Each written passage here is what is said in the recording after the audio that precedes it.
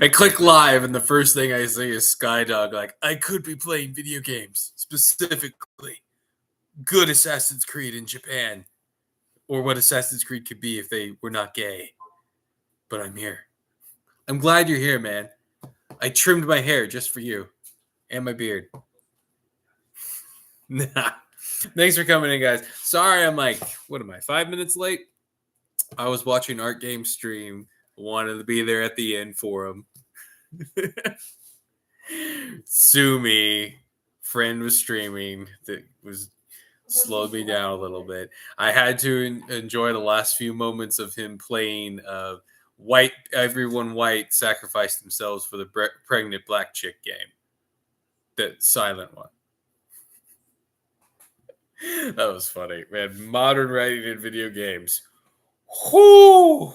I mean, it was never really particularly good. Even a lot of the good ones were not that good, if you know what I mean. There were some exceptions. But man, modern video game writing? Whoo! Damn straight, I'm soft and loyal. Dang it. At least I'm not playing Ghost of Tsushima. I don't have a PS5, though, so that would probably be difficult. It is PS5 game, right? Or did they have a PS4 version, too? Yeah, you can let me know in the comments.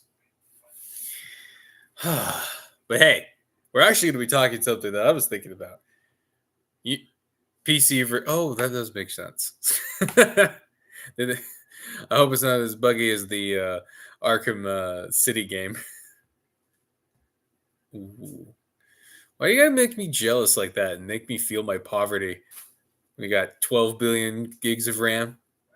Half of them you don't use. The other half goes to Windows. No. CPU replaced. All right. My wife's trying to convince me to only get rid of one of our TVs. I'm nervous though. I feel like the second I'll do that, the other one will break. Not that I use it that often. Come to think of it. Huh. Anyway, hey. Thanks for coming to the Sunday school lesson. We're going to be talking about the Reconquista today. Good times. A time period that I know will never get the Assassin's Creed treatment, and they would screw it up anyways, but an Assassin's Creed style game set up in the Reconquista. Yeah. Like, do what Assassin's Creed 3 was trying to do, but fumbled because they were trying to, do DEI and, virtue signal. So they went from... Right? Did you play Assassin's Creed 3 at all, man? Right, they have this great setup, this amazing beginning to the game. You're into the new character. He's posh. He's kind of James Bondy. He's a good time. And then pull the rug out. That guy is actually the main villain, and you're his son, who's a half Indian dude with no personality, who's kind of angry but not, and just does what everyone tells him to do. What? I think he stopped it too. Hey, Brotherhood was good. Brotherhood was the best one, really. No. Assassin's Creed 4 was the best one because of all the ships, but 2 had the best combat. You could it actually took skill and you could string your combos together. But unlike all the other Assassin's Creed games, the guards would actually hit you, so it took some skill. You know that in the other ones how you would counter and they would just watch you stab a dude. Well, in this one, they could actually stop you from killing that guy, and you'd have to press a button to stop them. And it worked kind of like in Batman, and not totally the Batman style, but similar enough, where you do all these counters and you could work your way through the whole crowd. It felt cool. Like, what's your face into with her big Italian boobs? See, you should have played Brotherhood. There was a whole sex scene and everything. You're welcome. What? I know. Awkward. I remember as a teenager going, I really hope my mom doesn't walk in for this. Quickly turn the TV off. Awkward video game sex scenes. Very awkward. Especially when they're unskippable. Hey, Rose! You're in a... Rose! I might have to get the dog. Rose, come. Maybe she saw a bear. No. And not, the fun bears online. The annoying kind that knock trash cans over. Come here, dog. Yeah, Skydog wants to see you. Come here. Come on. Prove your worth. Get up here. Yes. Look at this embarrassment. Barks at squirrels in the middle of streams. Yes. Okay. Bark and wake up the kids. Shut up, Skydog. You lose 5 hairs every time you do that.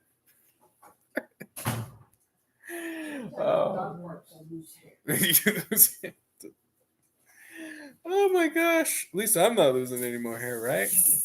I just trim it all off. Not the kids. It's you. Anyway, I should probably get started. This is, I have dreams in my head of going back and learning Unreal Engine 5 again and making an Assassin's Creed type game in it. There's Ghost of Tsushima kind of style gameplay.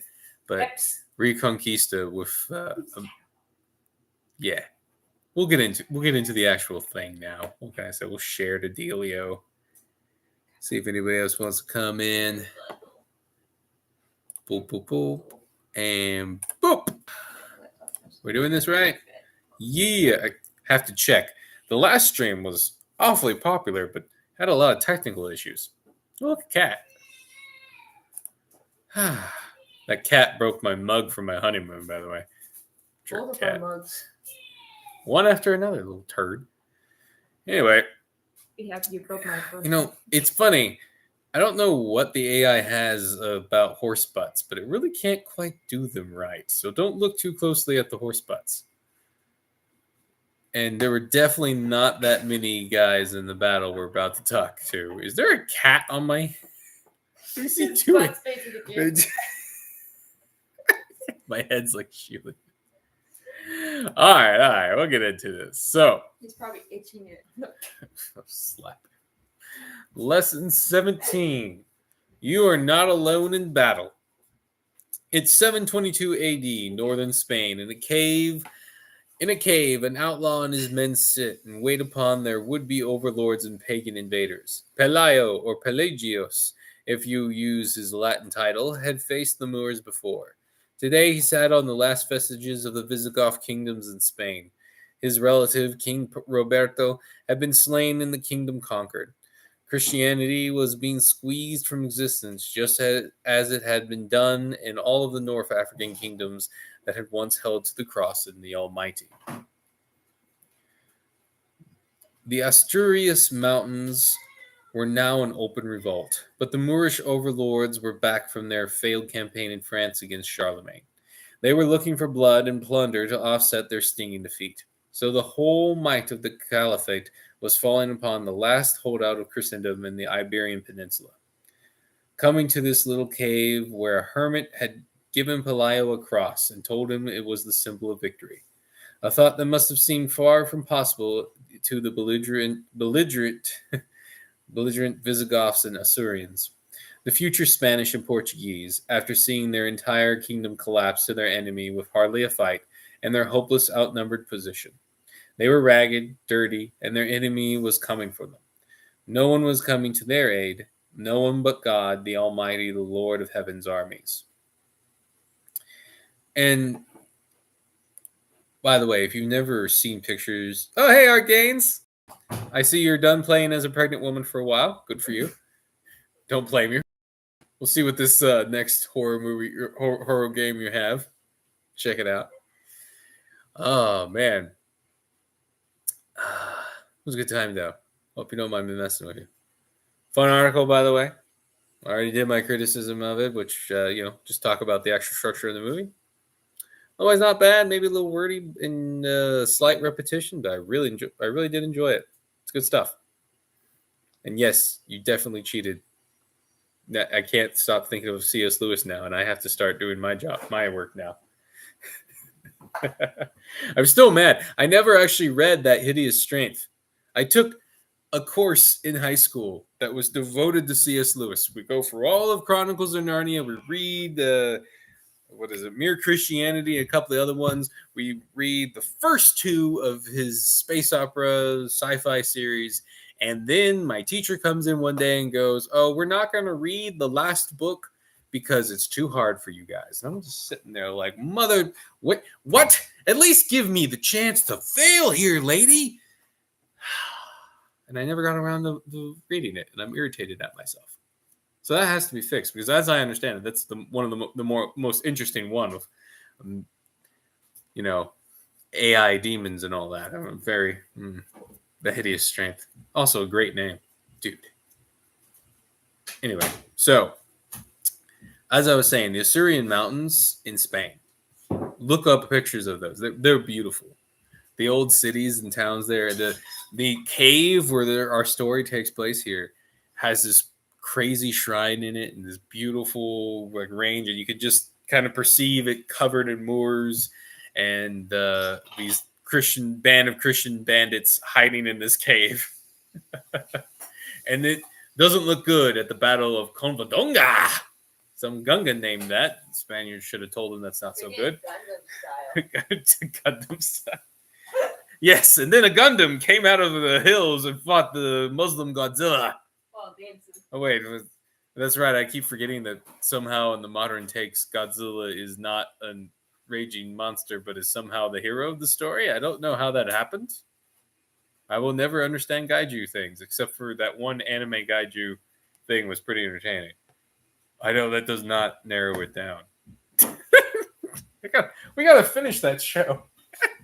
Yeah, apparently one of our cards is still paying for it. That was hilarious. That one was funny because it takes on the story starts as the guy who has to clean up the bodies of the Gaiju monsters after they're destroyed. And then he's infected by one and becomes like a super Gaiju, but tiny, but just really powerful. Japanese. The design on him is really slick. This is a slick design. Anyway, we'll get back to the actual lesson. Once when the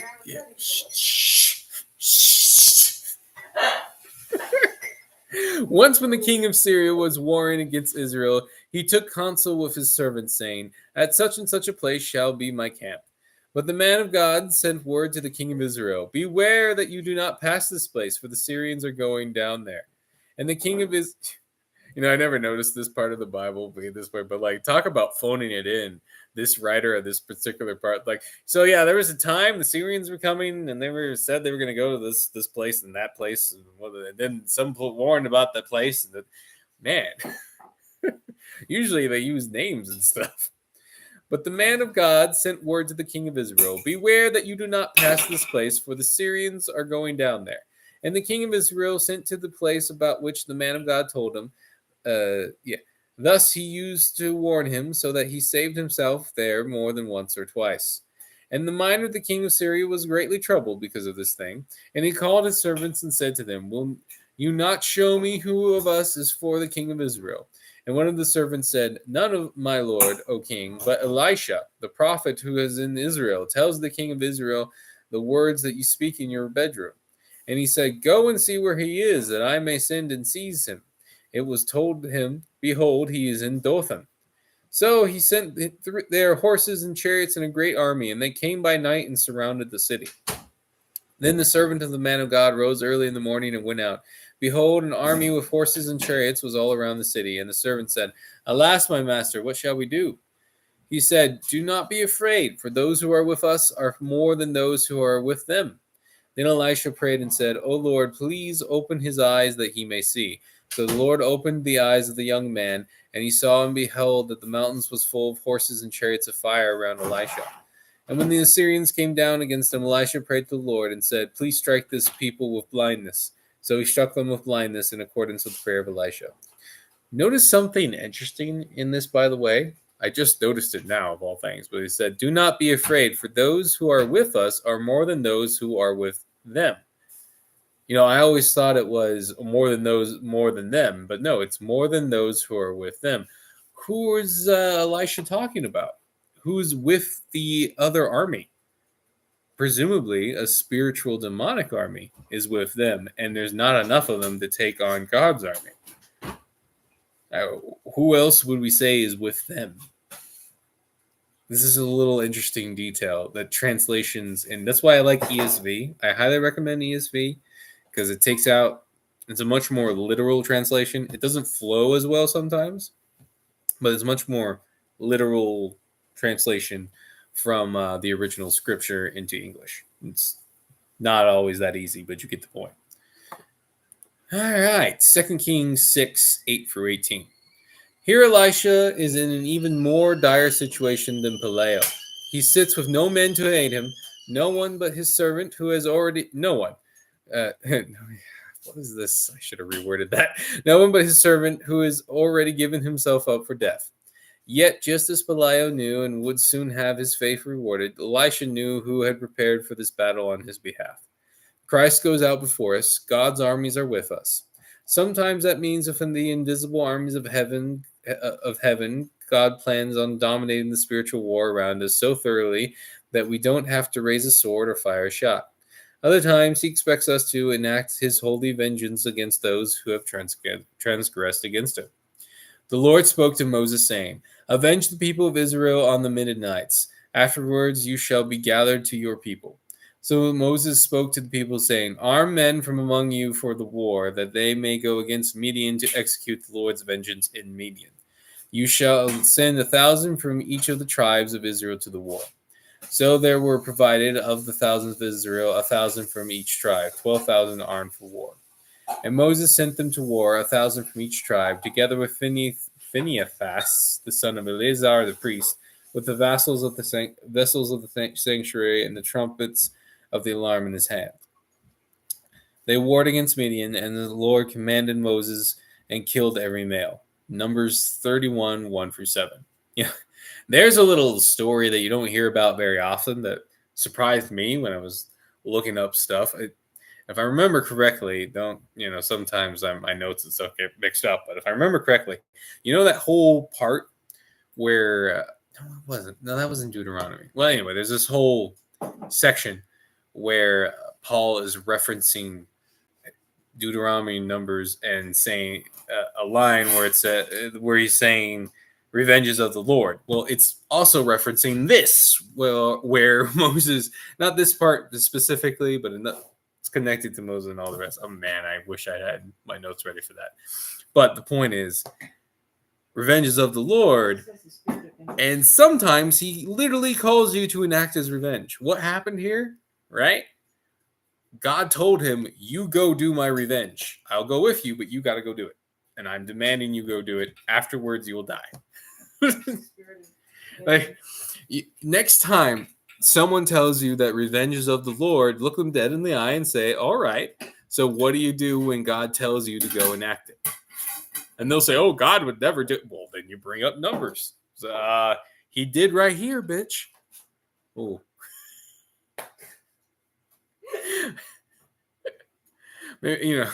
Emphasis. I might be working with young people again. I should probably start working on my cussing a little bit. But it flowed so well, dang it. Bitch probably won't even be a bad word in like 50 years, man. Yeah, Rosie. Yeah.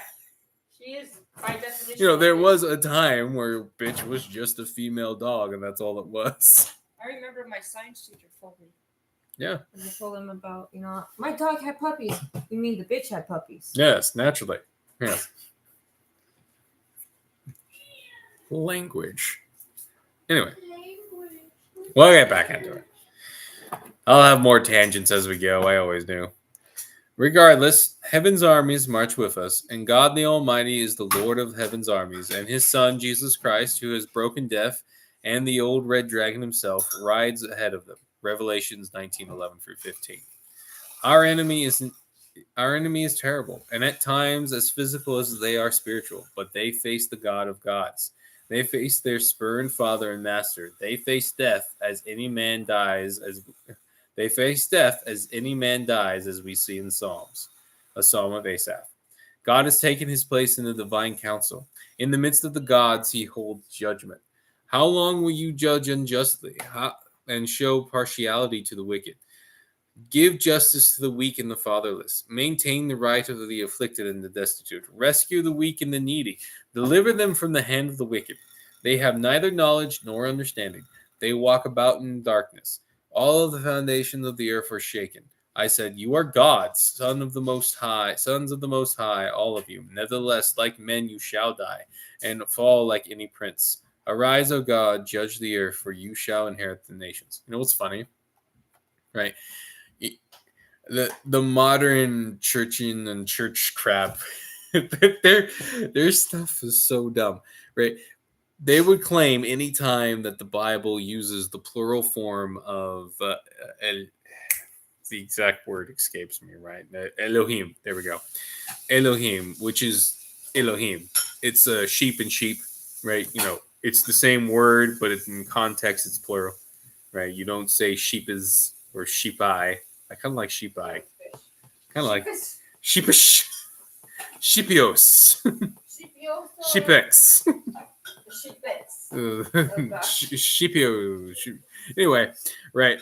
Elohim, which is the word for God in the old Aramaic that most of the original Bible was written in, is plural in context. So it's both single and plural.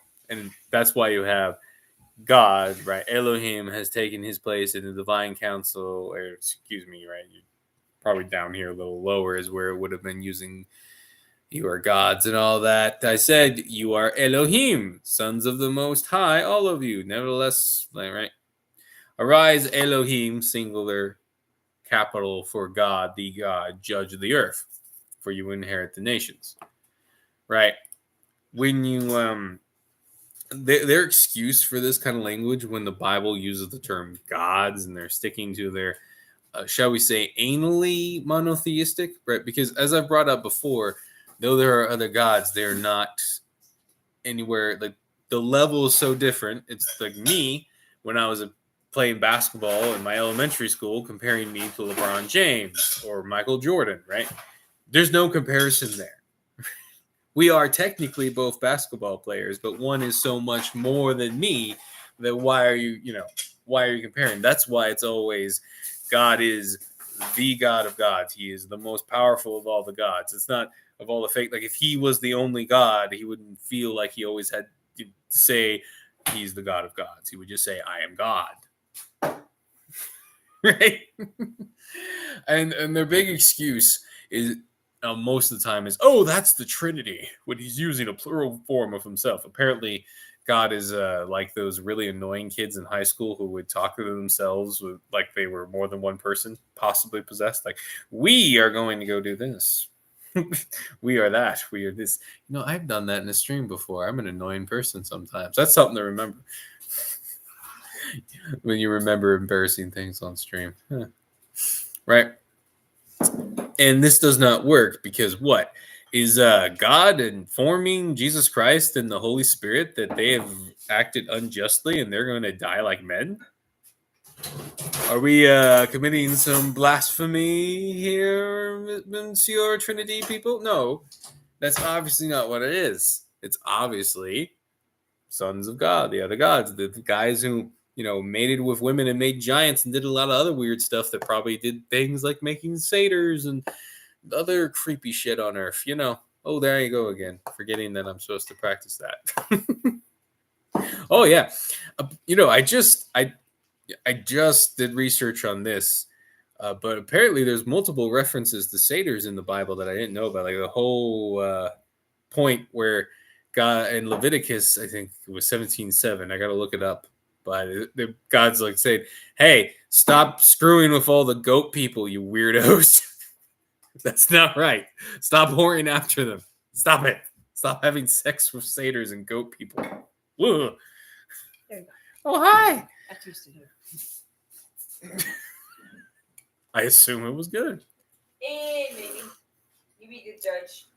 It's a little watery, to be honest, but I love you. Too much ice? Mm-hmm. So it's poop water. Watery poop water. It was well hydrated. Now I show you. Oh, God. But yeah, I gotta look up. Apparently, it's not the first time it's brought up. And there's lots of written documentation referring to satyrs and even, the half goat, half humans being like brought into towns and cages and stuff. Fascinating, to say the least. But you know, that's probably over the pale that most people could accept. If you do run into one, prayers and shotguns. Actually, probably something with a little more penetration than a shotgun. Shoot first, ask questions later. Or more, are you coming in here? Are you? Whoa. Ooh. Wait, aren't I usually on the other side for this stream? I'm hiding dishes. Oh, that. Oh no, those dishes were okay. Some of them are clean back there now compared to the last stream. Too busy in Foxhole. I need to start selling more books and so we can afford a actual studio one day.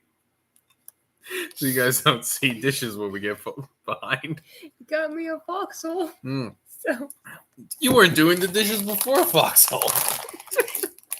I'm definitely not doing them now. Shut up.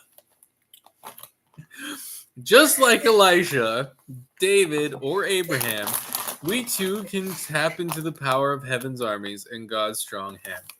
Pelayo then was in a position that many will face in the coming turmoils on the horizon. Forced submission to his pagan invader who will crush his people and through time destroy all vestiges of his people's tie to their creator or death. Creator, or he can choose death. That wasn't clearly written, Aaron. Will he give in to the doubt and the fear as he sees the array of professional Moorish fighters who have killed his king and many of his family members, or will he trust in his savior? Before the Battle of Covadonga commences, one of Pelayo's relatives, who had already capitulated and become a traitorous collaborator to the invader, is sent to convince him to surrender, to join the rest of the betraying false nobles who have given in to the invader to maintain their lands and titles in exchange for their souls. All of them who fought were destroyed. The rest sat in all the luxury and wealth that the new empire could give them. They chose to betray their Savior, who died on the cross in agony and harrowed the legions of hell for our salvation, for money, titles, and what the world could offer. What rots, rusts, and falls away. Belial was different. He refused the invader and thus was made an outlaw in a cave, living in poverty with ragged men in the hills, much like King David himself while being hunted. Much like the man after God's own heart, the crowned king of Asturias would find God's blessings even while hunted in the desert.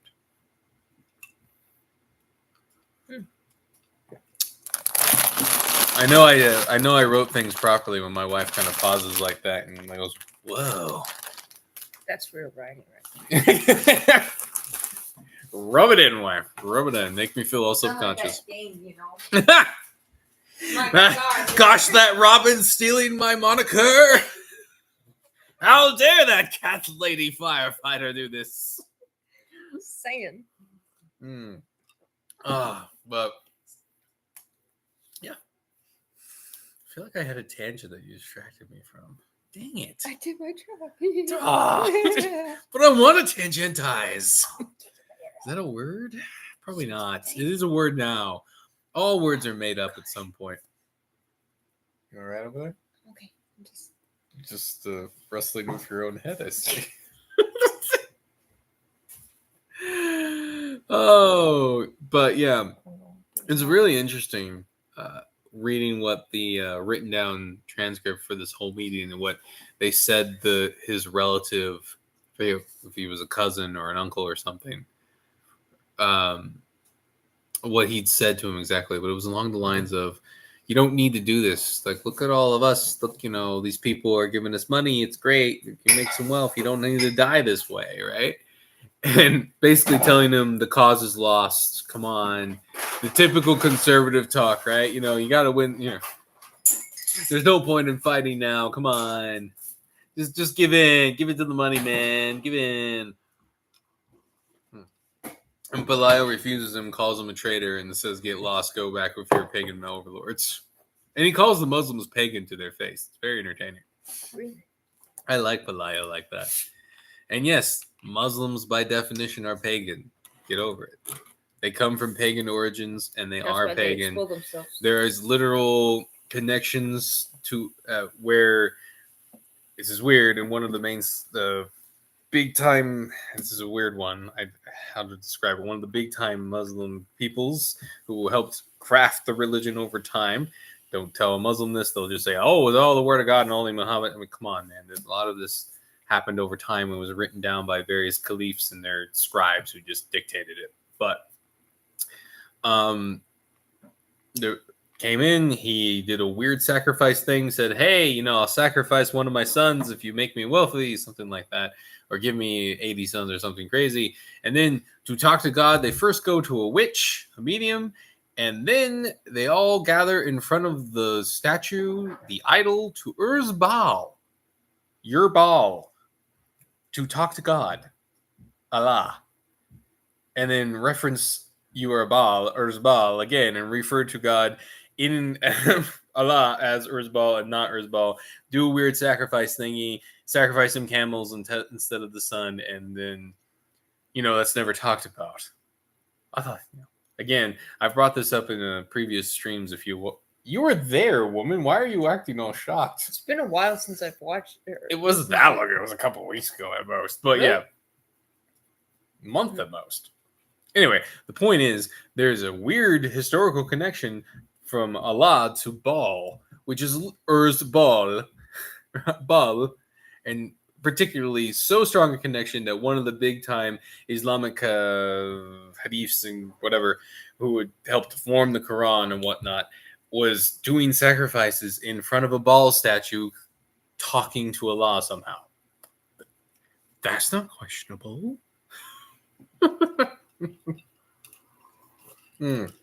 Anyway, the point is pagan roots and pagan. Palayo.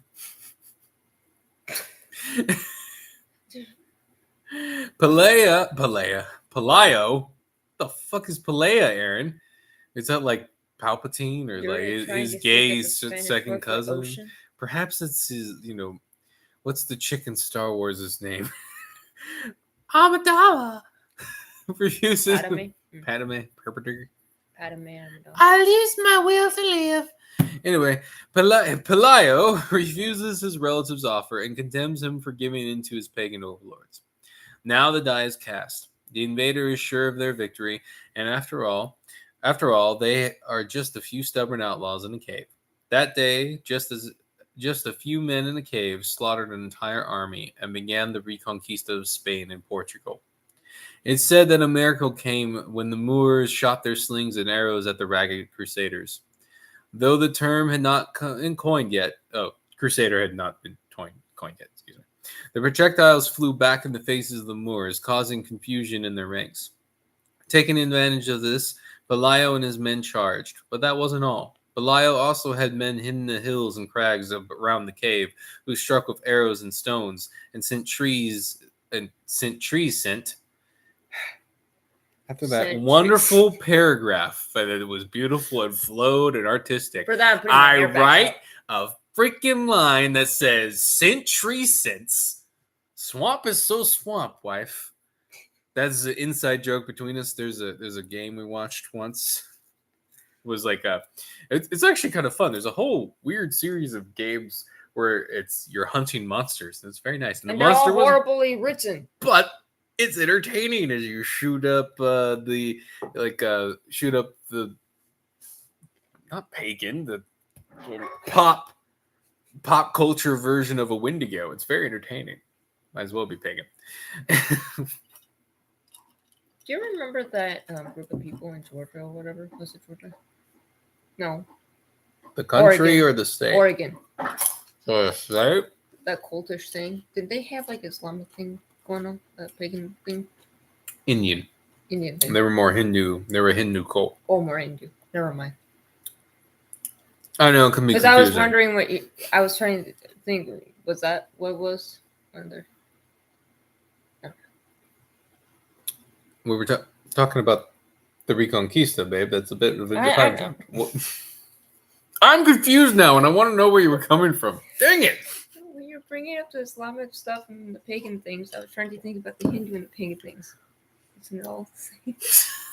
It does. Okay, You know what I mean? I See, laugh. That's why I had You that know, shocked look. all in of my us scholarly people has put up our noses, but then if you were it all leads to the devil in the That end. is why I had that shocked look as The well. similarities? Was the similarities of it? Yeah. Yeah, that's true. Yeah, Does that make sense? that's why I'm saying yeah. Am I supposed to say no? Would that help? No. Yeah. Dang it, woman. Sorry. Gosh, I love you and your confusion. Well, I'm confused too. You gotta help me. Anyway. I feel like I missed my original tangent. Dang it. Guess I'm gonna keep reading. I'm gonna re-listen to this. Tangent was this century. Oh yeah, centuries. Oh, I was explaining the swamp is so swamp. Mm-hmm. Yeah, and they were doing AI voices because the developers couldn't afford actors, right? And that means when you do any spelling error, the AI doesn't know, so it just reads it. And they were trying to say the swamp is so wet or something stupid, and English wasn't the first language of the developers for sure. I think they were some kind of This is what Slav. happened when you get those. And so the guys were watching play the game. Here, the swamp is so swamp. What? Swamp is so swamp. And that is our joke. Whenever stupid. We passed the swamp. Yeah, swamp is so swamp life. Here. Tree scent. Careening down the mountainside into the overconfident swampers. This was not written by AI. No, unfortunately. Mountainside into the overconfident invading ranks of David. Blessed be the Lord my rock, who trains my hands for war and my fingers for battle. He is my steadfast love and my fortress, my stronghold and my deliverer. My shield and he in whom I take refuge, who subdues peoples under me. It's a very interesting last line that nobody subdues peoples under me. Psalms 144, 1 for 2. That's definitely not a line you would hear in the modern day churches. You've been subdued. They have trouble enough with the whole blessed by the Lord my rock who trains my hands for war and my fingers to fight, They say, oh, it's not real fighting, it's spiritual fighting. The man killed 200 Philistines and cut off their dicks to marry his wife. You can shut up.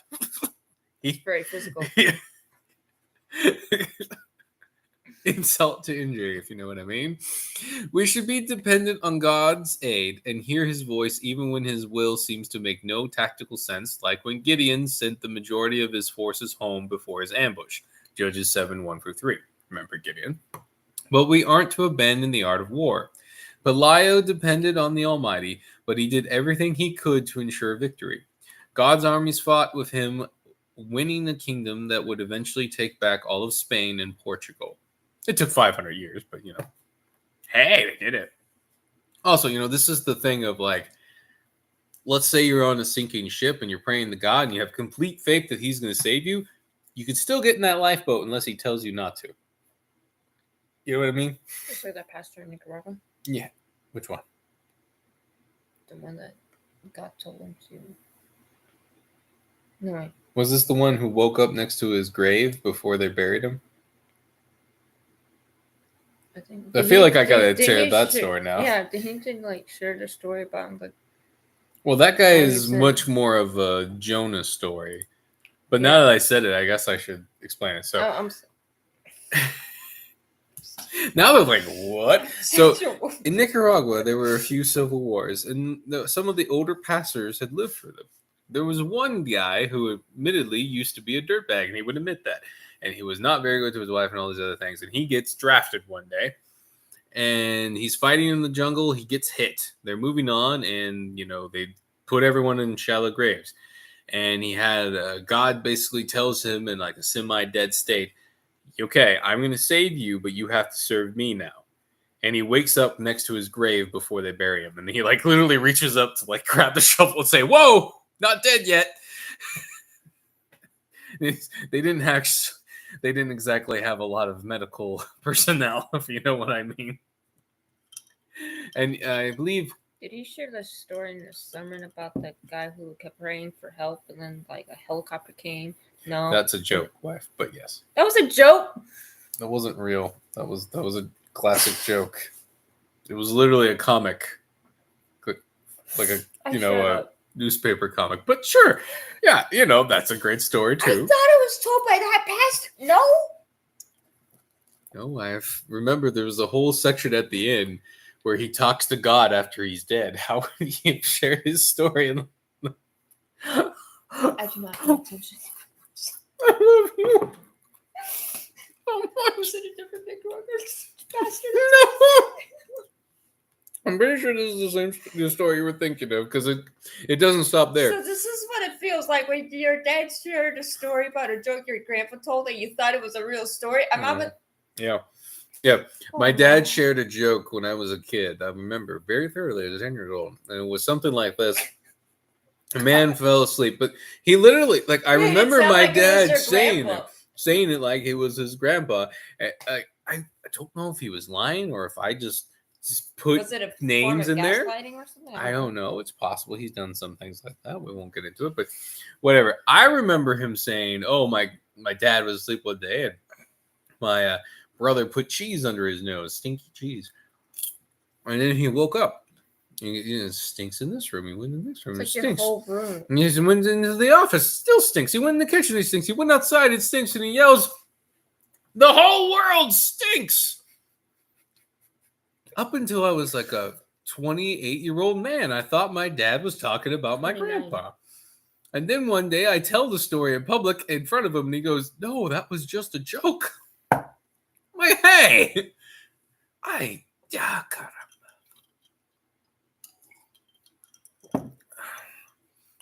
Anyway, the joke my wife was referring to was there was a man on top of a house during a flood. A helicopter. He prays for God for help. A helicopter comes and he says, 'No, wait, don't save me. God's going to save me.' And then a boat comes and he says, 'No, God's going to save me. Don't worry about it.'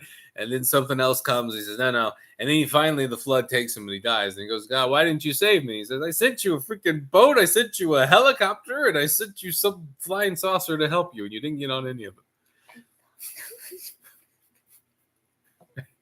There was a common joke in my denomination. All the pastors knew it.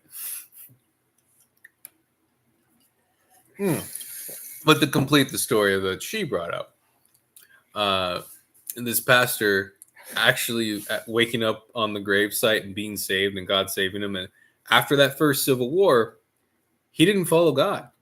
He went his own way. And it got so bad that he had collapsed drunk one night in front of his house. He didn't quite get there. And some guy attacked him with a machete. They still don't know who it was. And they don't know why he attacked him. And he lifted his hand to defend his head. He kept his hand, but he lost this part from here to here got paralyzed. And it was a gnarly scar. Hit him on the head too. Yeah, it was it hit him and then it went down and the blade got part of his face too. And it was gnarly. And when he was thought he was going to die from that in the hospital, he prayed again and gave his life up and said, "Okay, fine, I'll follow you." And as I understand it, I may be doing this one more time, but he still didn't follow God for a bit. And either there was another civil war where God saved him and he finally started following, or maybe the machete attack happened after that. I'm mixing up some of the details. But basically, he refused God twice after God gave him his life back. And then finally, he followed him and created a church in the middle of nowhere. And when I say the middle of nowhere, I mean, you guys don't understand middle of nowhere. You drive 5 hours out of the capital city. Then you had to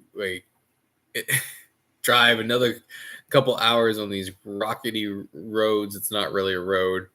And then you come to a shack that also acts as his house. And then just grassy hills and jungle everywhere you could see. That's usually just hoed out with the hoe. Mm-hmm.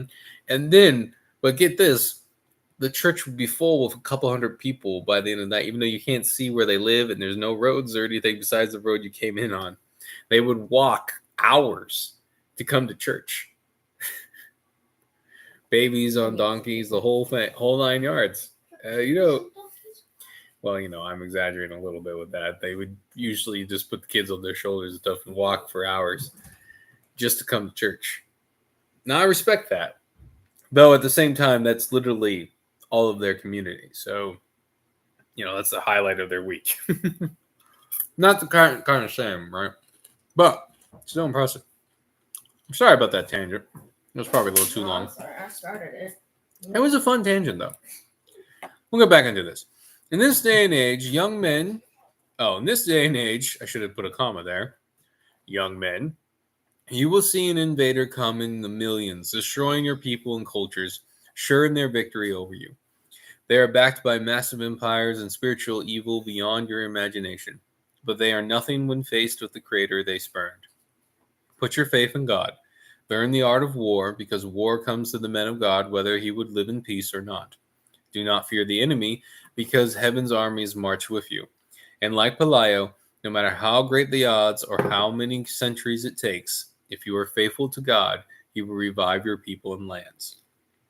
As I stated, the Reconquista took 500 years, but eventually it birthed one of the largest empires in history. That destroyed one of the evilest empires in history, the Aztec Empire. Hey! There will be a day when the whole earth turns on God. And in wrath, the Savior of mankind will return with a sword in his mouth, and the armies arrayed for vengeance and judgment. But it's not today.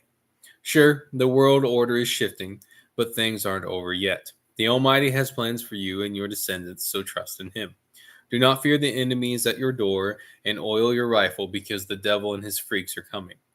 They will offer you wealth in exchange for your children's futures, as you've seen your boomer grandparents give into. Spurn them, and they will come to take what they will by force and destroy you. So fight bravely, fight wisely, and God will be on your side. Just remember, as Paul says, fight. Finally, be strong in the Lord and the strength of his might. Put on the whole armor of God, that you may be able to stand against the schemes of the devil. For we do not wrestle against flesh and blood, but against the rulers, against the authorities, against the cosmic powers over this present darkness, against the spiritual forces of evil in the heavenly places. Therefore, take up the whole armor of God, that you may be able to withstand the evil day, and having done all, to stand firm. Stand therefore, having fastened on the belt of truth, and having put on the breastplate of righteousness, and as shoes for your feet, having put on the readiness given by the gospel of peace. In all circumstances, take up the shield of faith, and with which you can extinguish all the flaming darts of the evil one. And take the helmet of salvation and the sword of the Spirit, which is the word of God, praying at all times in the Spirit with all prayer and supplications. Also, notice the Spirit is the sword. The Spirit is your weapon, the prayer. On the prayer, your prayer and God's Spirit on you is a weapon. And I'm not just talking about metaphysically and spiritually.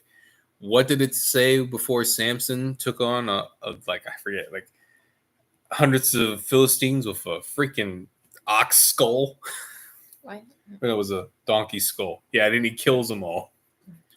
The Spirit of the Lord came upon him. The Spirit of the Lord came upon him. So, right, the judges and all that.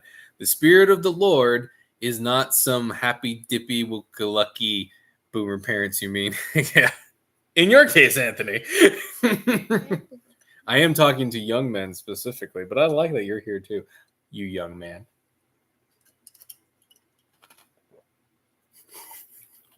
What can I say? I feel Your older dad's every a day. boomer. Oh.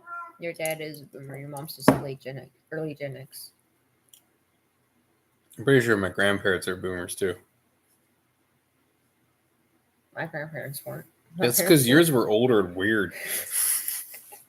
Doing all this But weird. your dad's a boomer. Sure. My mom might as well be. Your mom might as well, but she's only 2 years younger. These things are fractal after all. I know.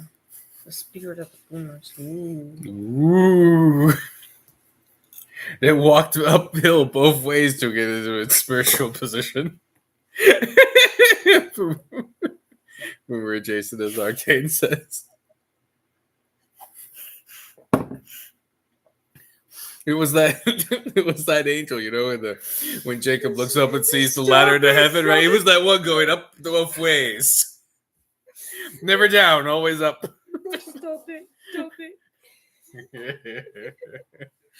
Boomer Jason. Woo. Oh, yes. Good times. But, right. That was the best time. Remember that? Remember to teach your fingers to, teach your hands to war and your fingers to fight. All that's coming upon you and all the rest. Spirit of battle. Yeah, you really think of something when it comes to that. Really. Yeah, and then you have we talked about Moses earlier. There was the spirit came upon Moses and he killed a freaking giant. Keep in mind, Moses? He was like, yeah, he killed a giant. Most people don't know. It was King Og. Oh, that freak. Og. Okay. Yeah, his bed was like 15 feet. Something like his bed was like 17 feet. So people assume he's like 15 foot tall. Wait a minute. We did it in Sunday school. Yeah, we did a whole lesson on it in my actual physical Sunday school lesson. Yeah, I forget that. We actually had the kids, Mm-hmm. I lined them up so they could see how tall he was. And it's funny how scholars try to squirm out of that one. Like, just because his bed was made out of metal and was really big doesn't mean he was tall. He might have just liked really big beds. Then why are they talking about it? Like, why is there a California king bed? You know why they mentioned why it was metal? In a day and age where metal was really valuable? I mean, it's valuable now. Because a wooden bed wouldn't have been strong enough to hold him. That was the point. It said he was so heavy, so broad, and 15, like you can imagine, what a human would that was 15 foot tall and that broad and all that, how heavy that would be. Right? You think of a bear, what those grizzlies weigh. What's a 500-pound grizzly like weigh, right? Now imagine something taller than that and broader than that, shaped like a human. Most beds would break. So they were mentioning that it was a metal bed that was strong enough to hold his weight. And it was this big. And if we're going what beds generally do, even a big extended bed, let's say we're going with, it was being really opulent. So it was a couple feet longer than his head in each direction for comfort. He's still like 15 feet tall or 13 feet tall. That's still freaking big, bro.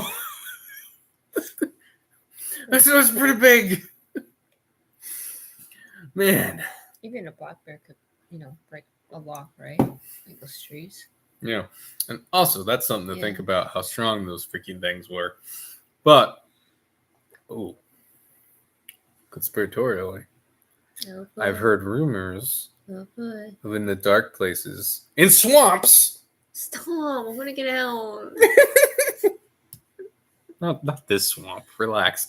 Deeper swamp of giants being there, like in North America. Like, everyone just like, come on, North America, right? Everyone says, come on, but no, like the stories are very spiritually, like lots of demonic power kind of thing. Like the story I heard was like a freaking spirit mass kind of following a boat, and then this giant head of a man comes out in the shadows, and it couldn't like manifest in the light.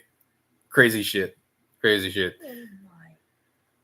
why am I inclined to believe it? Because most people who make lies and also make hoaxes generally aren't that creative, and generally try to pick something they think you'll believe. Guess what?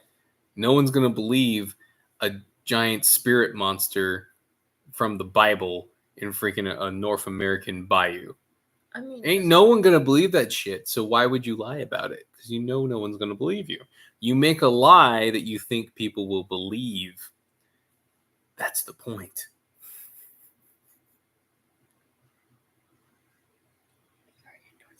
We are, yes, thank you. We are in North America. Do you remember that article by Miami around that mall? Oh yeah, that's Those true. small people. The That crazy The things monsters. happen. That apparently there's violence, and the whole Miami police force was right there. Why? And then some people are like saying, "Oh, we saw giants." It was some kind of giant monster show. That was before we moved here. That's Okay. And that was in Miami. That's some crazy shit. Yep. Why do you think I pray every night?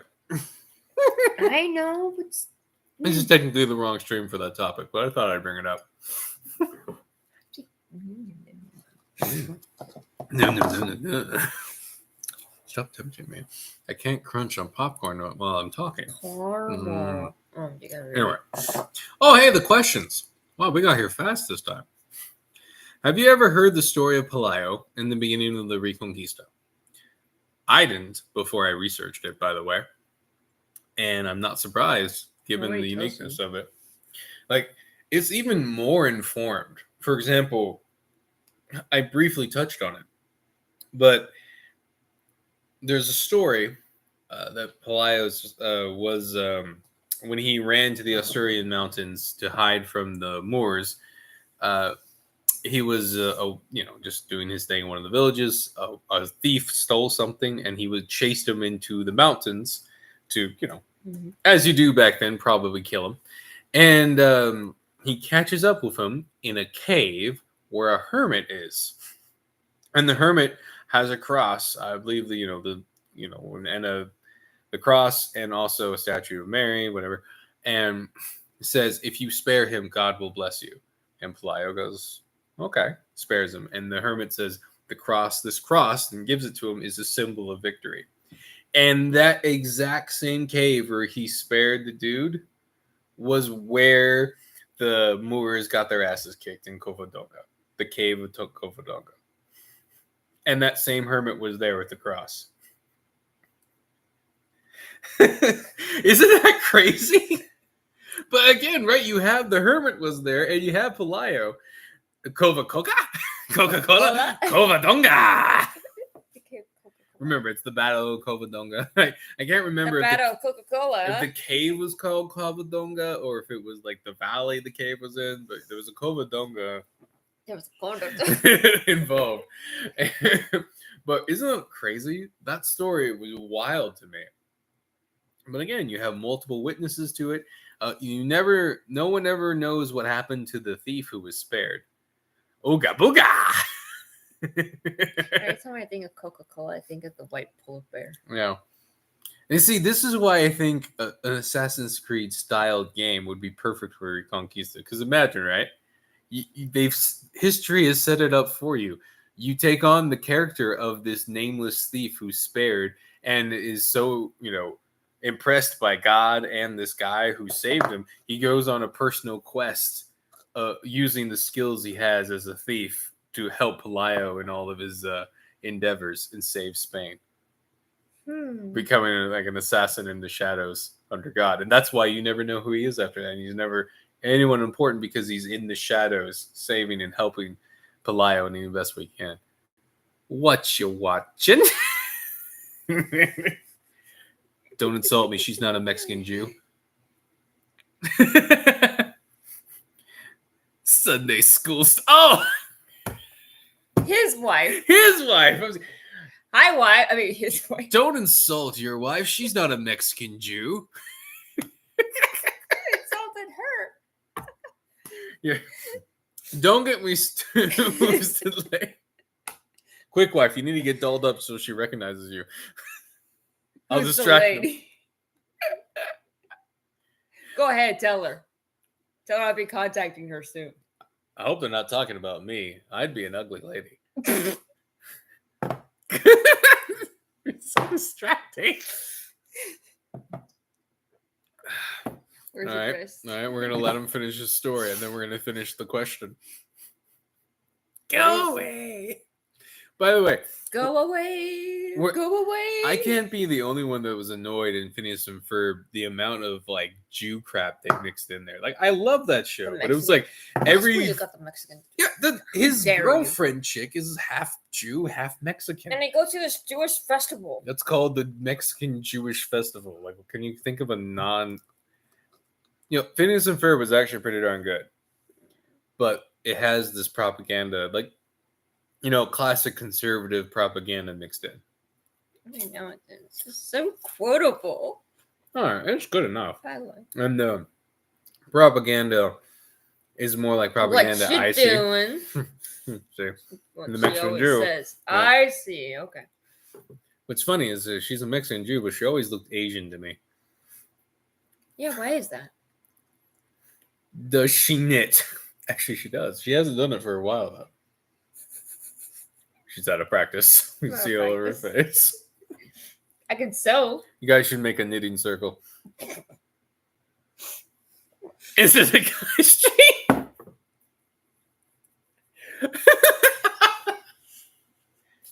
Quick, someone rip off their shirt. I should read the rest of the question. Why do you think the church ignores these stories of pagan aggression on Christianity and how God chose to defend his children? Because they are weak. Because, they're half pagan themselves these days. My mom is mad I didn't mention anything about the husband's responsibility to follow Christ in my Wicked article. If it's the guy who... I knew she was going to say that! I knew it! Every woman will say that if they say, oh, then why is she there? Skydog, the answer is, well, why is there a chick in a James Bond film? I mean, am I wrong here? Like our eye candy and the silly, stupid stuff they do, like die in the corner.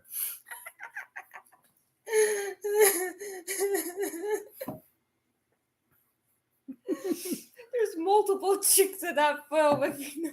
That's true. There usually is more than one. More than one there for obvious. Though I'm actually not that impressed with a lot of the Bond chicks. Like I don't know if it's because I grew up around really hot. Like my sisters were really attractive. These Every My- female character you write in your book is based off of somebody in real life. No, And you exactly. don't. Okay, parts of That's it. part of it. Every time I read one, I'm like, oh, I know you got this from your sister. You got this from this sister. You got this From you, yeah. And what can I say? Maybe because I've grown up around really attractive women, when I see 7s and 8s. How come you see the pretty women and I see all the ugly ones? I'm a guy.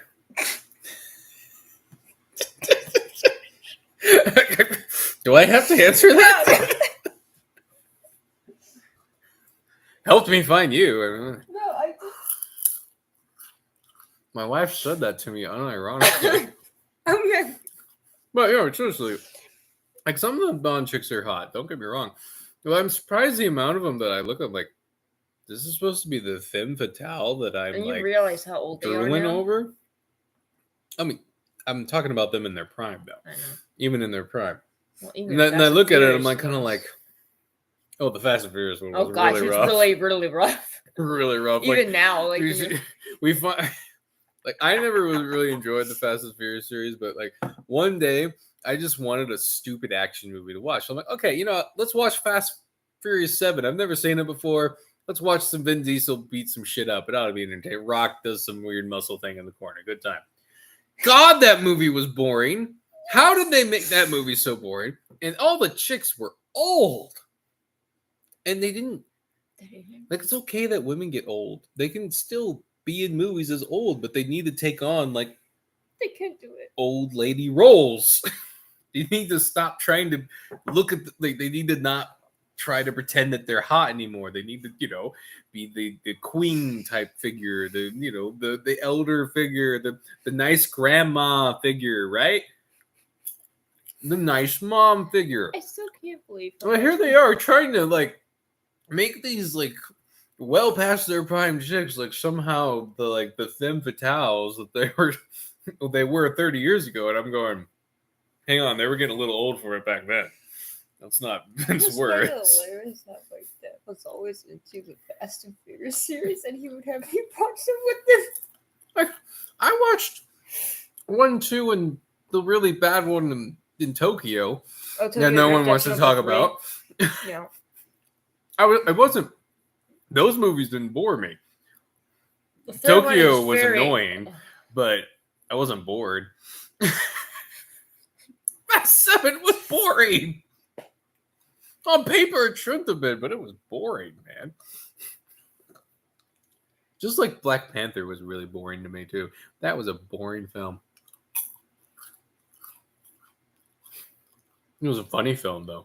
Not because what they wanted it to be, like their jokes weren't funny. I die like my ancestors. You laughed in the theater. When the- You roared in the theater. When the villain guy died, right? The villain guy that I'm supposed to empathize with, who, like, with no hesitation slaughtered his girlfriend, has no character whatsoever. I cannot take it to theaters. Right?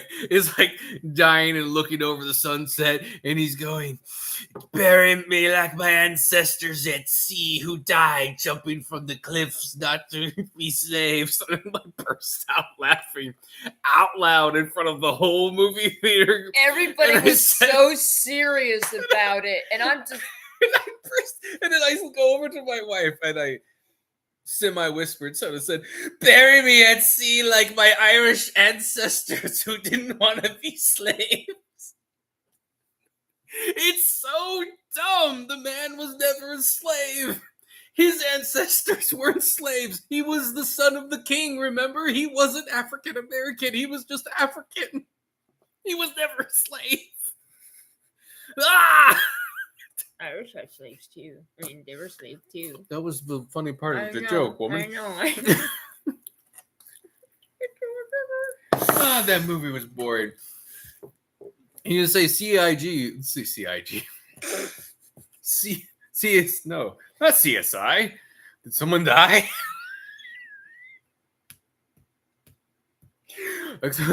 Or my favorite part, when they have all the black people make monkey noises at the white dude to tell him to shut up. Self-racism own. Ooh, ooh, ah, ah. The white man make logical noises. Ooh, ooh, ah, ah. Shut him up. Ooh, ooh, ooh. Bury and see like my Scotch left. I'm being deported from the exactly. What's funny is how everyone's trying to make this movie right a really big thing for black people. Really big thing, and all you hear is monkeys. And they literally made the monkeys who make monkey noises. How do you take them serious? They ride rhinos. They got noses like you snort cocaine. Oh man, I need to do that. I need to go do a retrospect, like piece for piece, how bad this movie is. And everyone's trying to tell me how good it was. The villain's plan makes no sense. His plan to make black people take over the world is to send 3 cargo ships to various spots around the world filled with spear bazookas. And somehow Shot by a woman. Woman with sticks. Without training in the spear bazookas, the black people are going to now conquer everybody. What? 3 crates of bazookas?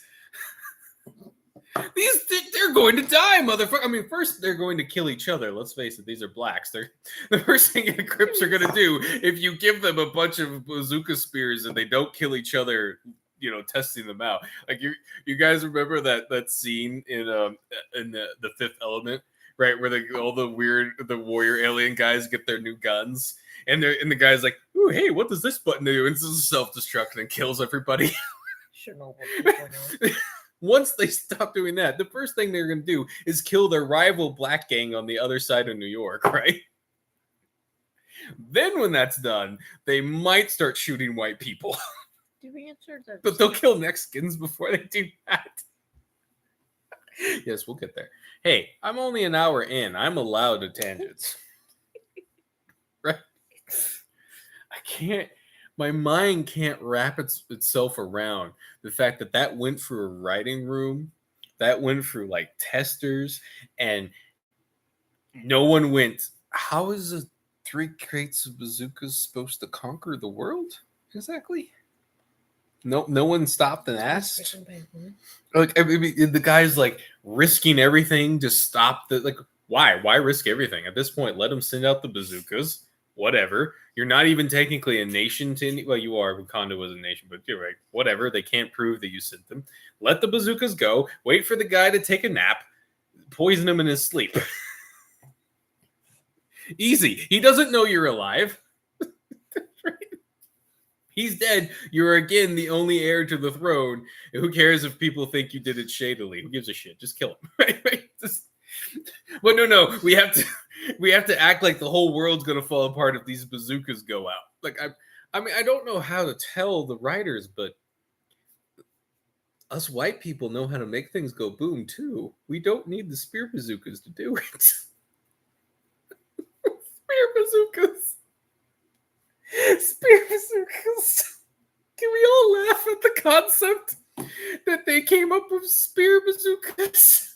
You know why America and the European powers, when they were making their Panzerfaust, their bazookas, and the Russians were making their RPG-7s and all that, you know why they didn't put a knife on the end of those things? Because if you got in a fist fight with them, you were doing something wrong. It's a distance weapon. What does it need a knife for? Anyone? Someone please answer this. I keep forgetting how long you like to chant this up when it comes to the Black Panther. I can't stand that. I could talk about this for hours. How crappy it is. How it makes no sense. Cleaning your nails. Thank you. Yes. Oh, shaving. Some of those black shits needed to shave more. Or I'm supposed to, like, they rode rhinos into battle? Rhinos. They could find a real unicorn. They have an Air Force. What do they need rhinos for? Dude, if they can make an Air Force, presumably they could make a tank and not have it defecate over everything like a rhino would.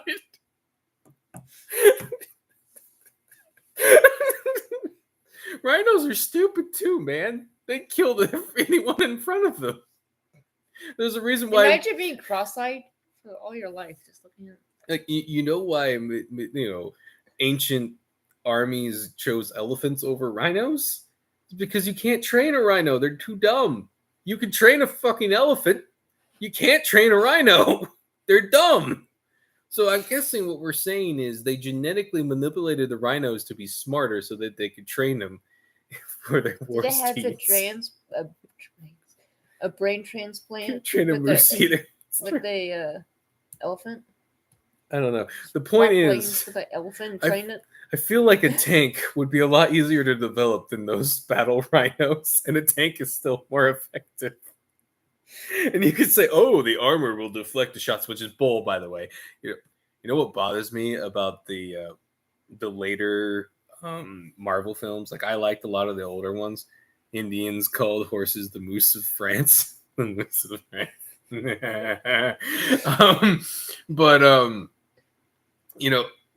They would just say, "Oh, this thing is bulletproof." There is no it would just be sparks, right? No impact or anything.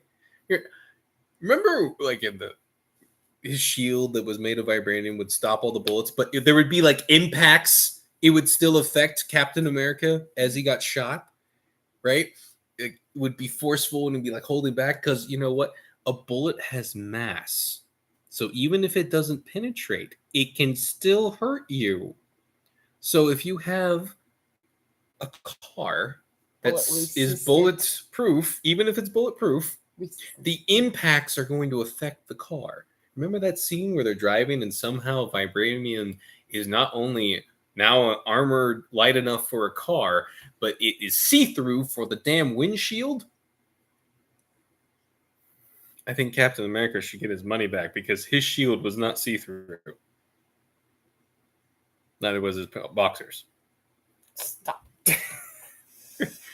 You're gonna But pass all me the forward there. but right, the whole point of that was because they wanted an anti-gun element in there. That's all it was. So the two black women with their spears could sit there and go, colonial weapons. Like somehow their bazooka spears are morally superior. Like the Jedi didn't even sit around going, blasters. In fact, they employed entire armies of guys using blasters and put blasters on their ships. They just weren't into they liked their ninja swords that weren't ninja-y. They're light swords.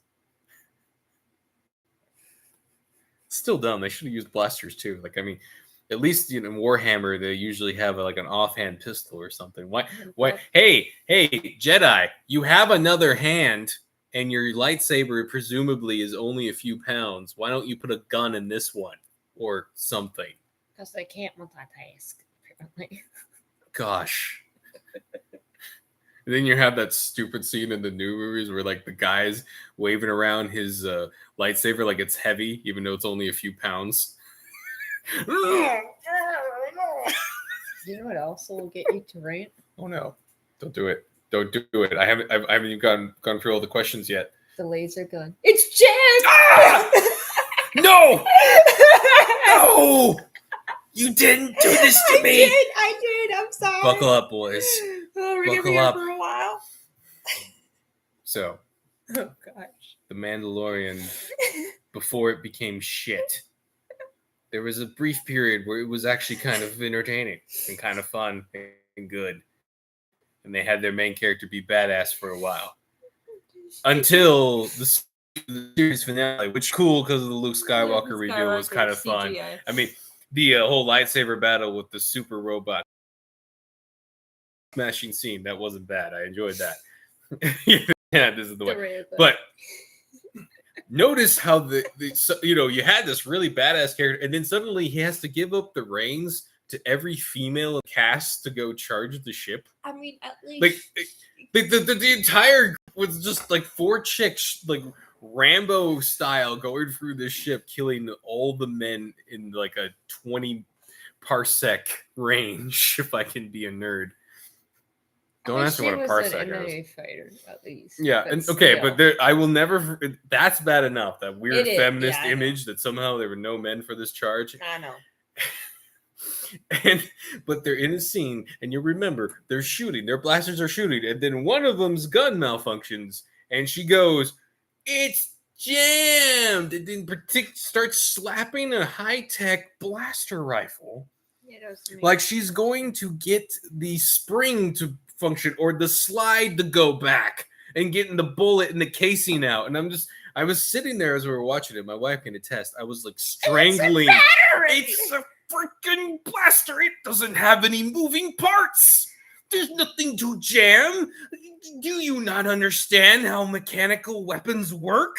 There's no moving parts. There's no slide. There's no bullets going in and out. There's just a freaking battery and laser gas. Why would it? And then, look, her genius move when it does not work is not to maybe go to a sidearm. No, she starts using the high-tech as a freaking baseball bat. Okay, great. Do you do that? Now you're in the line of fire, so your other people can't help you shoot. You didn't bring a black backup if you're jammable blaster rifle, and you've probably damaged the thing more because I'm going to assume that it's, since it can jam, it's a rather fragile piece of machinery. Who wrote that? What idiot doesn't understand? I mean, I get it. The writers in Hollywood don't know how the real world works and have never fired a gun to save their lives. But did no one in the props department kind of look at the line and go, hey, why don't we say that the blaster overheated? Or there's something wrong with the battery? It would have saved it all, right? And it would have made complete sense. But no, it's jammed. What'd you jam in there? Is Is there a raspberry? Is Spaceballs come to town that I didn't know about? It's a self-parody at that point. It went through directors. It went through writers' rooms. It went through producers. It went through guys in the prop department who presumably have shotguns because they've had to deal with guns and the props. It went through the actors and the actresses. She's been in other action movies. She had to have wondered what the fuck was going on. Right, but she'd been in other action movies. She was in Deadpool and shit. Oh. She's been around actual gun props. Shouldn't they? I didn't know she was in But- other movies. How did you do that to me? Why did you do that to me? I don't know, it was so I have tempting. ESD from this or look, something. You listened to your intrusive thoughts earlier today. It was my turn. Yeah, I need like an entire thing about I need picking feel like apart we did movies before. and how writers, especially modern writers, don't know how the world works or how armies work. If I'm gonna harp on those Star Wars stuff again, like how many movies have you watched where like they did this in Game of Thrones, they did this in the new Star Wars movies, they did it in all kinds of things, right? Where they show on screen an entire army getting slaughtered, usually the good guy army, sometimes the bad guy army, right? And then in the next movie, that army is completely replaced by an even bigger army. With no, where did it come from? How did it get there? What was so dangerous about the army before it? What was that? Just the vanguard? Where did all these other people come from? Did they not die? Is there no concept of how hard it takes to restock a whole nother army, train them, arm them, put them into legions and stuff? Nope, just gonna materialize. It's even worse as the Star Wars one, right? Because they make it clear that no one is fighting the New Order, right? They lose all of their assets because apparently Princess Leia has no concept of a tactical mind or the importance of military hardware. And they think, oh, we just need to save the people. Save them. She just demoted her best pilot for wasting her assets to lame ass bombers that could never be used properly anyway. Also, I'm no genius about physics, but even if we're going to say that somehow the gravity-based bombers could work, why didn't they just you know how here's the ship that they were trying to bomb and they were trying to fly above it and they were all dying as they did it? Why didn't they do this and just drop their bombs like this? It's that planet. If we're going to say that the artificial gravity dropped the bombs and started the momentum and they just kept it because it was space, then they didn't need to get above the ship. All they had to do was point their asses towards it and release the bombs. For that matter, why did the bomb bay have to be in its ass?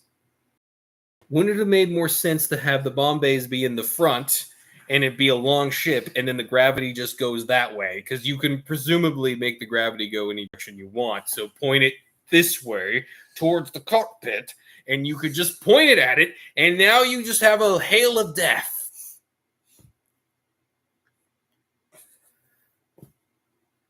Right. Okay. So we'll get over that. Right. She apparently cared about military hardware there, but when her plan involves wasting the entire rebel fleet, destroying all of their assets in a ploy to maybe escape and trap themselves on a random planet in the middle of nowhere with no defenses, probably not enough food to get through whatever winter, and just hide. That was apparently the best plan in the world. Remember, she got mad because he got the bombers destroyed. Destroying an actual asset. Her plan was destroy all their assets without actually doing any damage.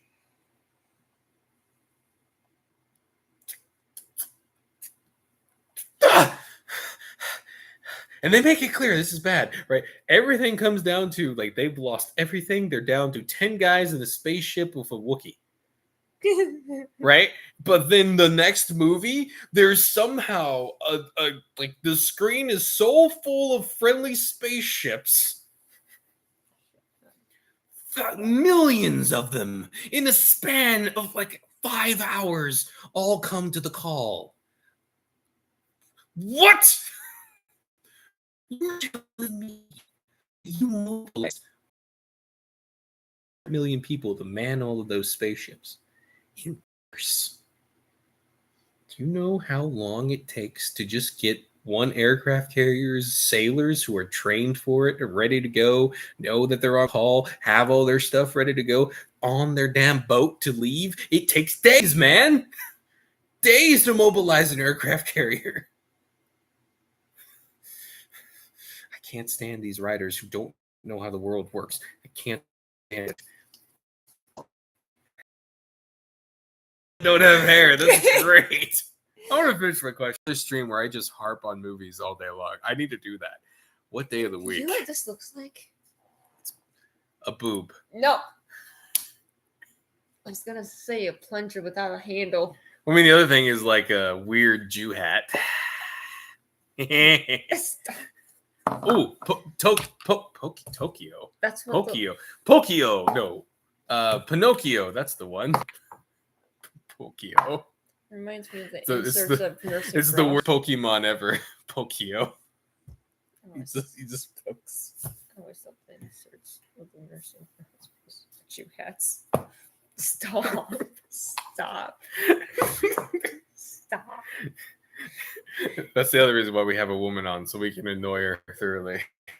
She's kind of like the magician's distraction, but we're all pestering her.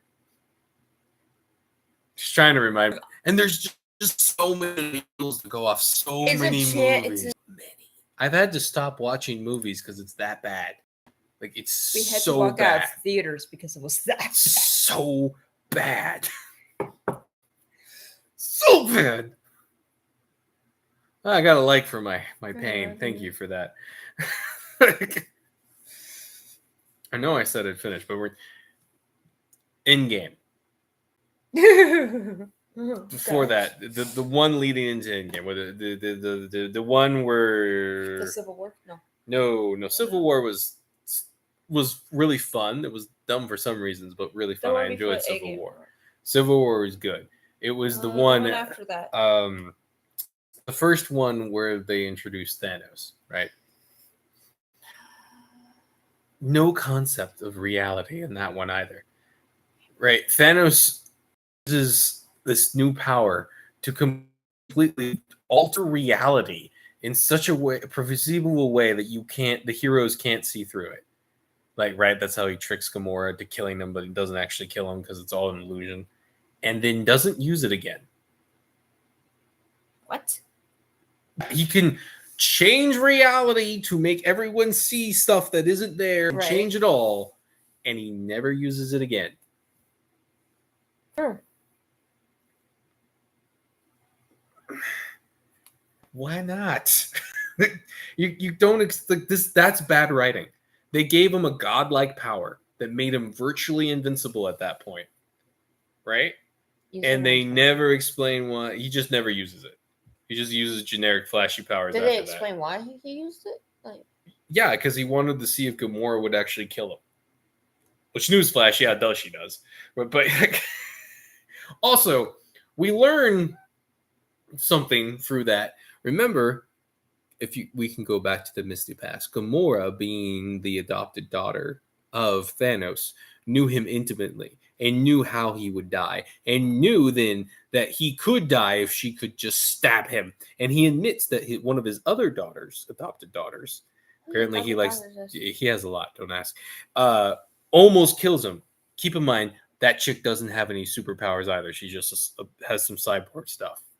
Presumably meaning if a sniper just got a lucky shot, Thanos would die.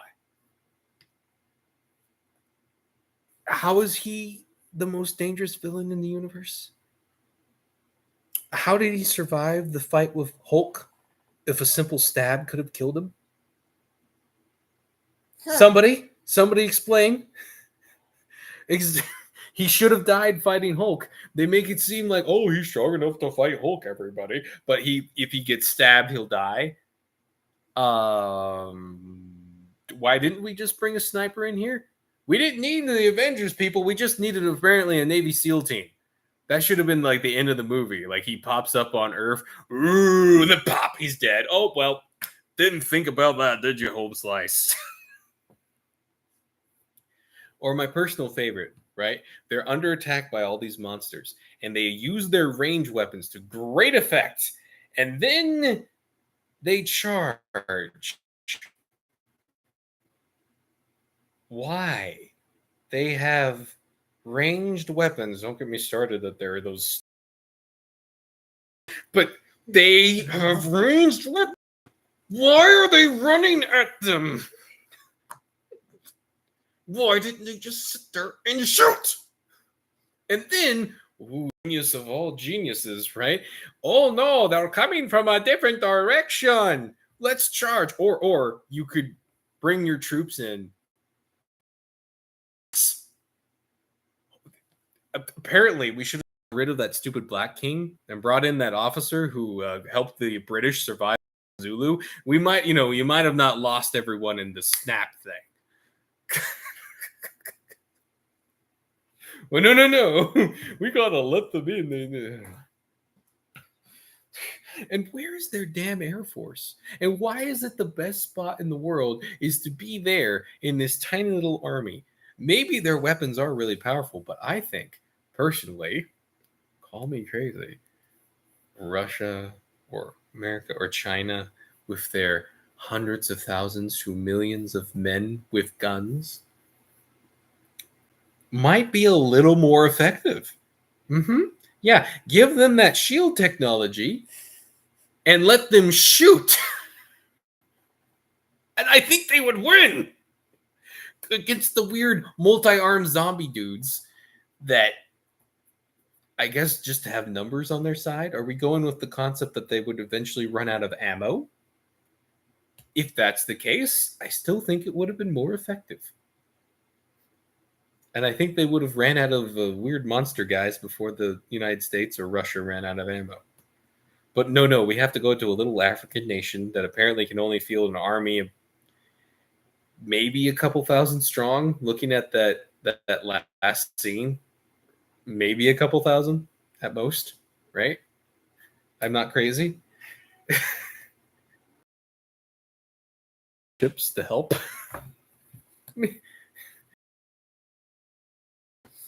But just on a sheer numbers scale, don't we F-14s and all of that might have been a little useful against those flying saucers, even if all they needed was a scene to show why it was ineffective. And it would have been such a more epic film if like all the armies of the earth came together and just got their asses kicked. Wouldn't that have been a much more epic scene? God. But no. We have to go back to this idiotic crap. Okay. Let's continue the question 2. Oh, really? Oh, wow. You're right. I do need to keep going. How many times have you heard about the various world wars and their various war stories there? Why? That's another one on that topic. I think Nazi Germany could have defended the world better than freaking Wakanda could have. Anyway, why do modern Christians make an exception for a war fought against fellow Christians rather than wars fought against the express enemies of Christ? Yeah. Why is World War II considered a major positive, something that Christians had to do? My old denomination started as pacifists, like full-blown pacifists. They were missions all the way, and for no reason whatsoever could you own a gun or any of that. And for World War II, they had to change their bylaws inside. You know what? Those damn Nazis. We have to not be pacifists anymore. Little weird, since at that point there wasn't even the lies about the running around, so I don't know where they justified that, but hell diggity doggy doo, right? Why? Because that was a war against fellow Christians, where Christians were shooting each other en masse. That was the point. Any war against Islam, any war against, well, not necessarily. The wars, the modern wars that we dealt with 9/11 and all that, right? They were designed to stir the Muslims up, to make them want to be slaving crazy people again, So rapey and all that. all those But notice those atheists, wars were also not acceptable to a certain portion of the left, right? Right? You were still, for general culture, not a good person for joining those wars. But World War II, World War I, even those people were like, yeah, we had to fight those wars. It's interesting, like with the AG, I've heard stories about, even in Africa, like the churches, the police go after the churches and whatnot and bring in, Yeah. guns and stuff. The church, the Christians there couldn't do it. AG Can't do it. Can't defend themselves. can't. Anyway, hey, this next question. Why might modern Christians and the corrupt elite of our time be so obsessed with verses that seem to suggest revenge and vengeance is evil and a sin, and ignore verses like Numbers are commanded to enact God's vengeance on earth? Be afraid of what that vengeance would mean. This is simple. If you're a pedophile, you want people to think that revenge and getting justice outside of a justice system that's corrupted by pedophilic tendencies is evil, because then you're never brought to justice. People who are scared of revenge are generally the kind of people who would have revenge enacted against them. Now, let's also clarify. We're not talking about the petty, wild revenges that we see in Gamma Kind, right? You insulted me once and put underwear over my head. I will devote my life to destroying you. Yeah. And then the other guy goes, who are you again? Why are you what? What is... I put underwear on a lot of guys' heads. You're going to have to narrow this down a little bit.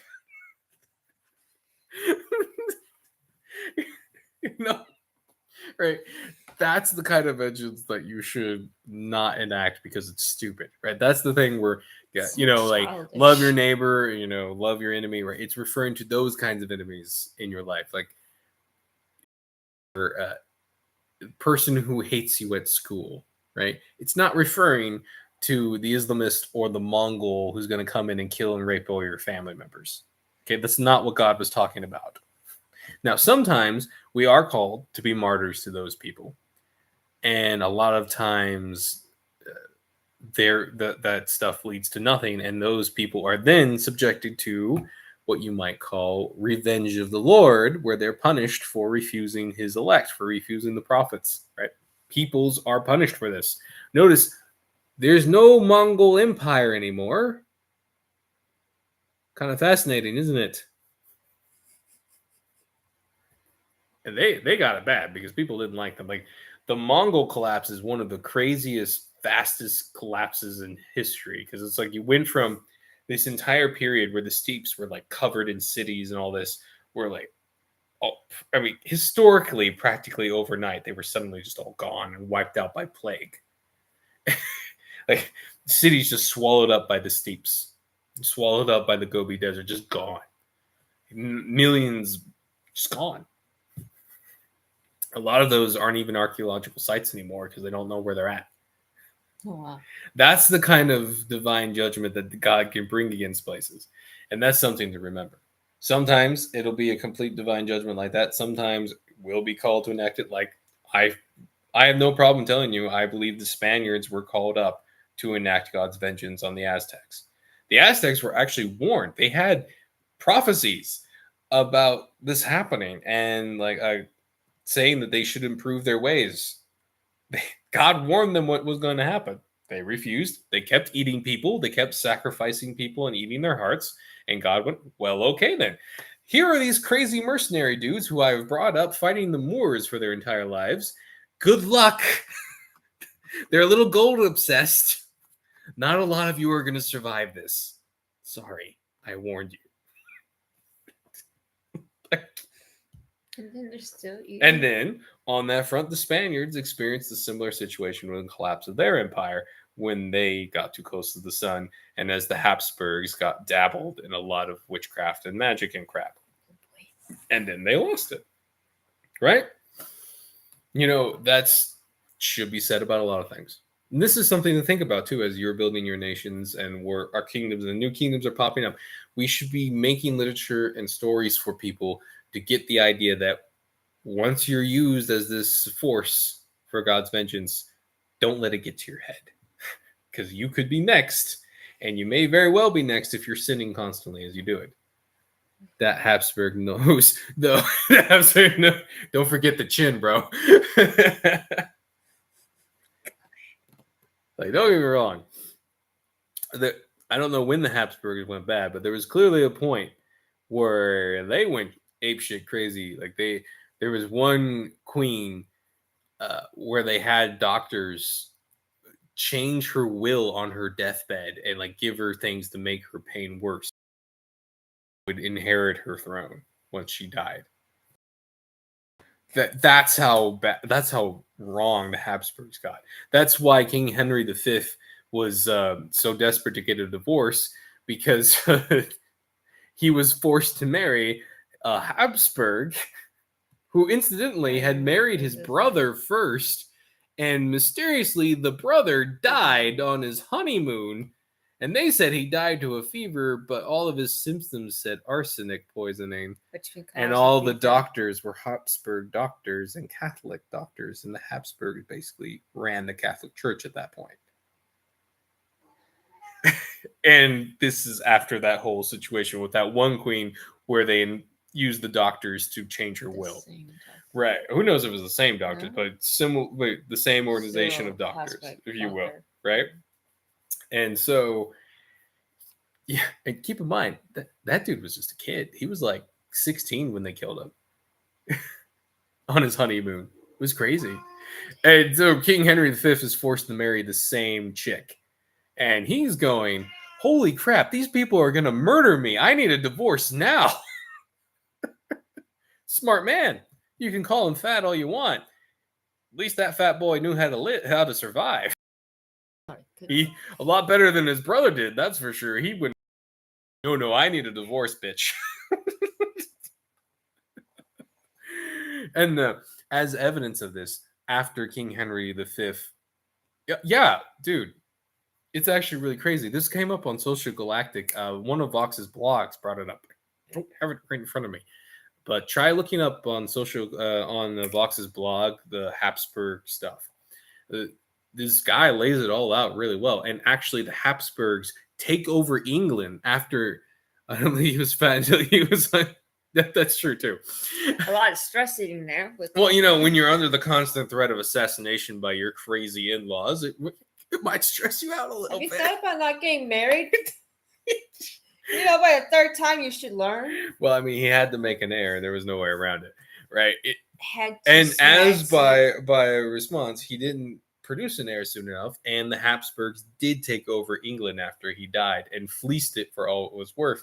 That's where you get Cromwell and that whole civil war where Cromwell takes over and then they kick out the Habsburgs and reestablish themselves. This is why, if you can, at all possible costs, not to delay having kids. This is true. And also, don't marry Habsburgs. Weirdos. Don't marry people for their money. Who would have thought? You know, like the Habsburg whole thing was pretty Jewy in result. Shit, really. Well, yeah, what they would do was right. A kingdom would be down on its luck and need to borrow money from them. Being sarcastic, honey. No, but it was I know. Like they would be down on their luck and they would need money or a favor or power or an army to defend themselves from Muslims or something. And the Habsburgs would offer it in exchange for an heir marrying a Habsburg. That's how they gain their power. And then conveniently, at this point, it's a Habsburg. Right. And then conveniently, once the claim to the throne had been established, that heir who had married the Habsburg would die of mysterious circumstances, and Habsburgs would just take over the throne and fleece that nation for everything it was worth and take all its money. And it was horrible. They were doing that to Britain. They did it to lots of little principalities. It was one of the like. It drives me crazy too because the Habsburgs went from this badass family who brought Spain together and kicked the Moors out and destroyed the Aztecs to a conniving, like almost demonically deformed group of inbreeding freaks who were obsessed with stealing the wealth of their fellow Christians. And I mean, they had access to all the gold that they got from the Aztecs, and all the gold from those conquerings, and it still wasn't enough. They still had to have more. Just disgusting in a lot of ways. Did we get to your question? Did I? Well, we'll jump to it now. No, I think that was it, wasn't Okay. it? Yeah, because I was talking about engines and other things. Okay. The Habsburgs kind of came off of that. Yeah. Okay. That's a whole period of history that, right, you're just supposed to think of King Henry V as a comic book villain. And, you know, it's kind of sad because it's frustrating because the Catholics get a bad rap, right? They actually did do a lot of good work during the medieval period. But on the other hand, they had a lot of sin. They did do a lot of bad things. The church get influenced by groups like the Habsburgs. There was lots of multiple time periods where there were multiple popes vying for the throne, which what it was. It would be nice, like as I've said on all these shows, opportune offender. You heard me harp on my own denomination, who started and threw all of their principles out the window within like 20 years, to join a war to kill their fellow Christians halfway across the world. Like, fuck you, AG, for doing that. You bastards. The least you could have done was stick to your guns. Like, imagine if the freaking Amish just one day went, you know what? We're still Amish. These fighters and blow up all those kids halfway across the world. Like, no, at that point, you're not freaking Amish. Shut up. Stupid. That's when they become a Mennonite. They become the Minuteman Mennonites.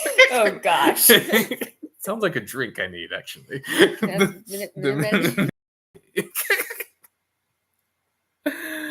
Oh. Be a Mennonite in a minute. And it's... Okay. Going on a plane. And it's funny when you deal with this kind of stuff, right? Because when I shared part of what that stuff was that I read off of Vox blog, right? It's funny when you do that. There's such a lack of reading comprehension, even among social galactites and the hangers on who are watching us and whatnot, that you can parrot what Vox is saying in a slightly different way, or have a different angle or something, or just share it. But because you're not Vox, right? They'll jump on you and harp on you because they don't actually understand what he's saying. They don't know you're saying like the same stuff.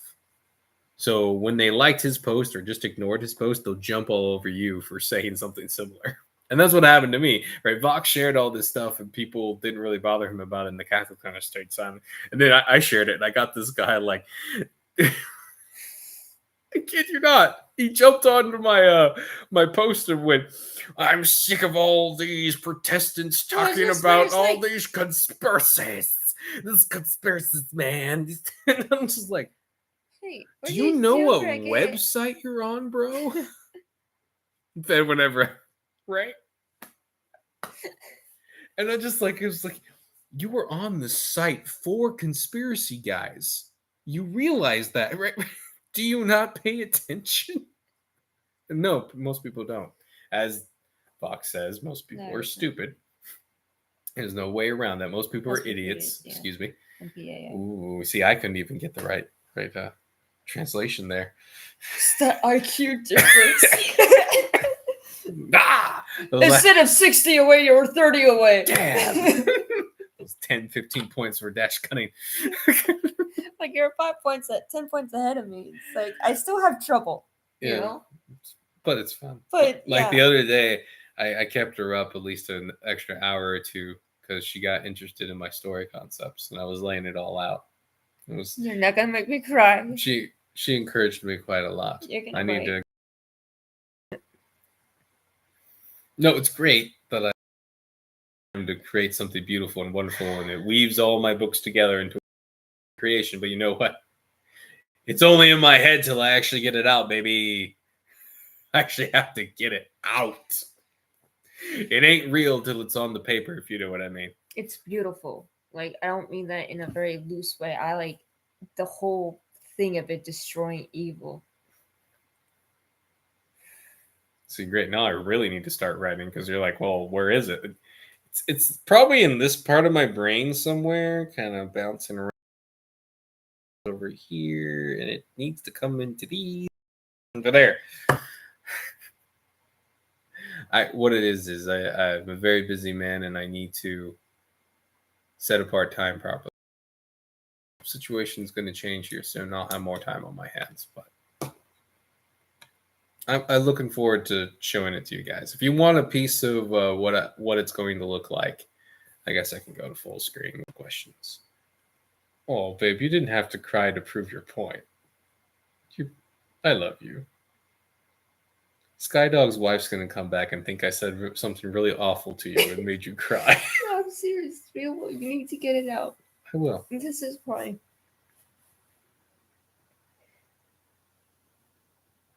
When the next chapter in life happens, it could be a few weeks, months, that we're over there, you get writing.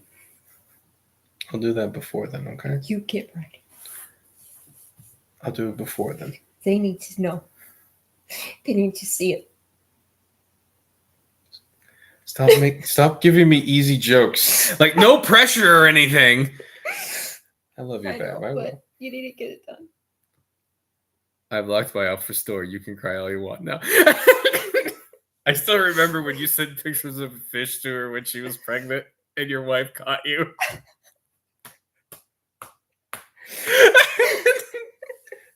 And I take you completely seriously, wife. I will get writing.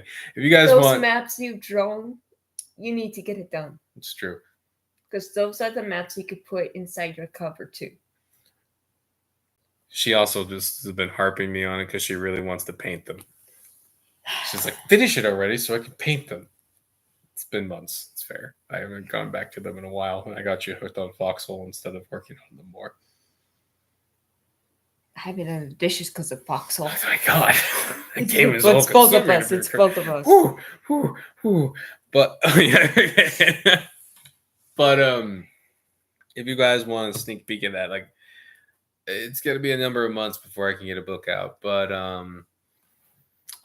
man, though I gotta also get on Arkhaven's something. I gotta get on them because my author page still isn't functioning. When you click on my name on Arkhaven, it just says author not found. So you can't like read one of my stuff and then click on that and find all the other stuff. I'm gonna laugh so hard if you get one of these books done, and then your page opens up. What if it's that? So what my wife's referring to is we've been going for a lot of spiritual stuff, and God's basically confirmed to me that He's been purposely holding me back, which has been a really hard thing to accept. I'm not gonna lie, but He made it very clear that I was trying to do too much myself. I was doing the Gideon thing, but I was refusing to let the soldiers go home, if that makes sense. And we've spent a number of years trying to deal with that, and plus a lot of other stuff with our family members and stuff that God needed to reveal to us so we didn't make lots of mistakes.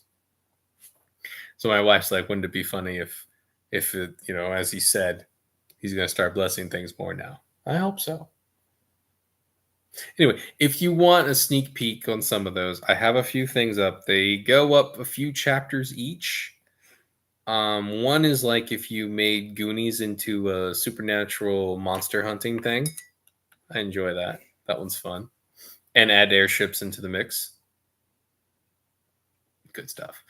That one, if you look on Arkhaven, is the adventures of, the Chronicles of the Adventures, the hunting committee. Wow, that does not help them at all. I left the link in the Tunnels of Woe, guys. Okay. Wife wants the Tunnels of Woe. She likes that one. If you look in the description, there's a link to my blog that has links to all this stuff. It's just your writer blog don't work, no. It works. Don't give me that. The Adventures of it was the Chronicles of the Adventure Hunting and Liquidation Committee. Liquidation Committee. That's the word. Liquidation. Another one that's up is the Tunnels of Woe, which is like if you take a high fantasy story and stuff it into the back rooms. Bathroom deals. Back rooms. My wife always heard bathroom deals. It's bathroom deals. Back room. Don't you know? It's the back door. It's always there. Good stuff. Diary of a post-war pirate. Right. And that is pirates after World War III creating a nation. Good times.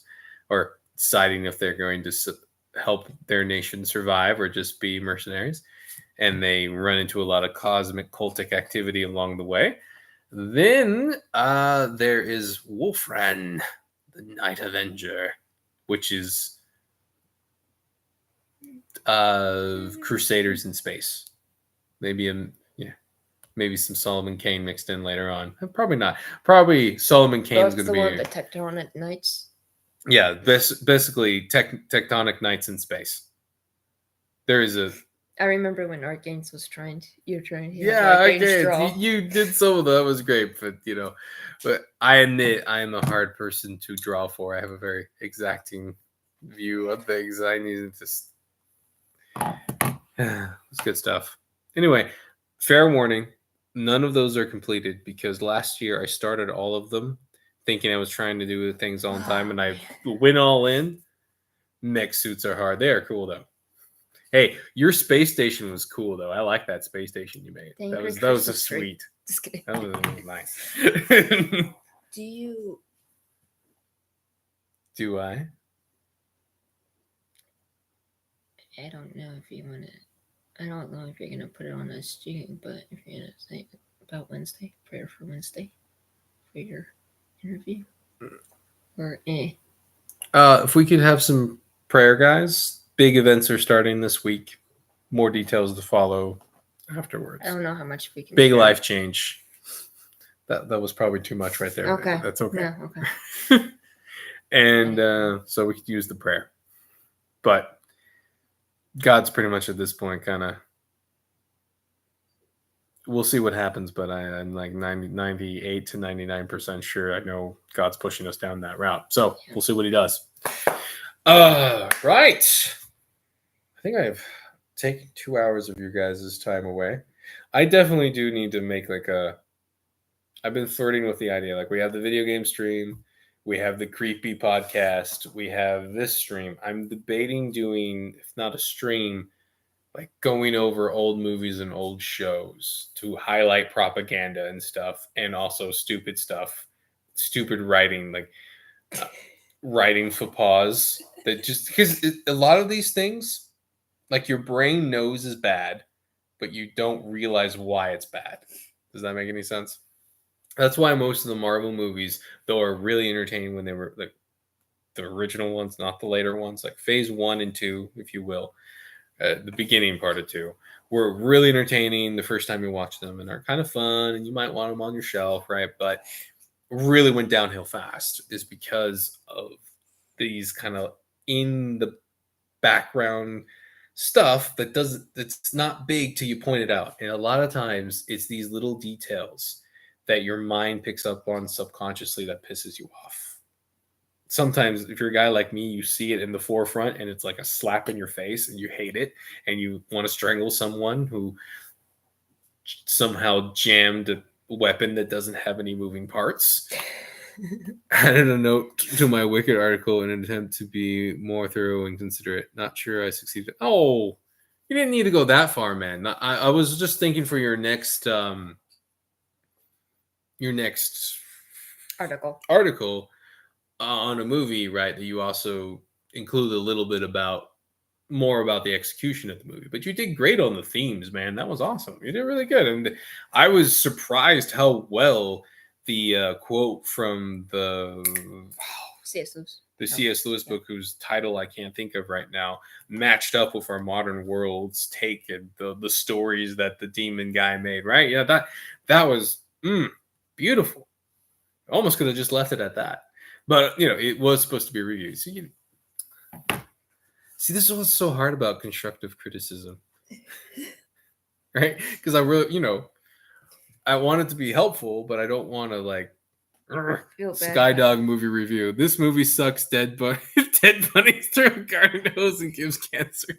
Yes, I will have a Skydog quote every time. You can enjoy it. I'm thinking Those two actors of Wicked do look like they have cancer now. Like the before Babe. pictures, before and after. Babe, we could like do it. Dude, You getting my lip. Stop slapping my knee. No. My dog's coming to defend my wife right now. If you don't know, you know how doctors can do that hammer thing on a knee? Apparently, I can do it with my bare hand on my wife, and she hates it. Shall I do it again? Don't. I don't want to kick the table. But I do it to you. It I doesn't. just- Your reflexes are just. I don't. I mean, it was kind of moving. See, it moved. It jiggled. It's a heavy leg. There's a lot of mass to move, if you know what I mean. Is that what those? But I just realized called why a mastiff? we did this, right? We could be doing what we're doing now, Uh-huh. but make it like what was An organized string. Just kidding. did you ever watch that really dumb thing where there was two puppets and the puppets and the guy and they would like sit in the thing and they would watch really bad movies and make fun of them the whole time. It was kind of gamish, but it had a funny concept. Why? Because the camera was all alone with puppets. It's a That's how lonely it was. classic sci-fi. The thing is, we could do that without the puppets. Oh shoot! It was like 1,000. Yeah, they had a huge number, yeah. right? And there was this 1,000 million year. No, it was like a big number. 1 million something rather. I remember they had this They had the whole space thing. really yeah, I'm not surprised. The backstory was kind of stupid that he was stuck in a space station being tortured watching crappy movies. Shoot. Something 5,000, I think. 1,000 or 5,000? I think it was 5,000. 5,000. Anyway, the point is, we could have a situation where we're watching we seen film that ourselves watching a movie and we kind of mock it and go through all the different details. At least we won't be alone. It's true. I might have to organize like something like a TV show. Like I'd really like to do something like that for Stargate. But I could, but there's like, I'd have to like pick different parts from all over the huge series. So that might be more like an organized video, but it would also be kind of cool to like go through Stargate episode by episode. Maybe not all of them, just some bad episodes. You don't need the nude snake thing. No, God. That's it. Yeah, Mystery Science Theater 3,000. Okay. Yeah, we could do that kind of thing. It might be kind of fun. Just no puppets, please. I hate puppets. No puppets? I hate puppets. I'm not going to do a puppet. Thank God. Hey, puppet. You're funny. I didn't do that. That was the dog. Oh, the dog just... That was her. The dog just made me think my wife farted on stream. That was the dog. All right, anyway. The cat is even judging the dog. He is. I'm going to say we're going to sign off here, but... And that was her mouth. You didn't make it any better. The point is, we'll do something like that for another one of these days. I don't know which day. That way we can have those rants and jokes on the fly. Tomorrow? Ooh, tomorrow I work. Holds nose. Oh, like you don't want it to happen, or you want it to happen? Oh, I thought he was going like stress hold, that's like holding the. That's a nosebleed. No, but I got a nosebleed. But put a tampon in there. I can see the green cloud. Yeah, the dog. Rose. What are you doing? Nothing. No, you're just kidnapping the dog. Oh, come on. She's like, no, please, I'm a dog. Okay. Dog. Oh man. Well, there's your look, Sky Dog. There's the puppy, the very big puppy, very scared at being lifted high. Look, even she understands she's too big for this shit now. Oh God. Okay. But yeah, I don't know when we'll do it. I can't say it'll be this week or when, but I got to pick which movie or TV show we want to start with, what episode. And then we'll get rocking on it. I might start not with a classic film, even though that would be fun. I might start with, of all things, Lego Movie 2. I know you're like, oh, but understand, right? Kids' movies are the movies that are sometimes the most dangerous, especially sequels. Because like The Remember that Incredibles church did we went this. to and they had the. Don't get me started. But The Incredibles did this, for example, and the Lego movie did it even harder. Incredibles 3. Incredibles, were there one. third ones? Yeah. It's a I third did one. it We in the tried- second one too. We couldn't watch the third one all the way through because we just couldn't. It wasn't Incredibles.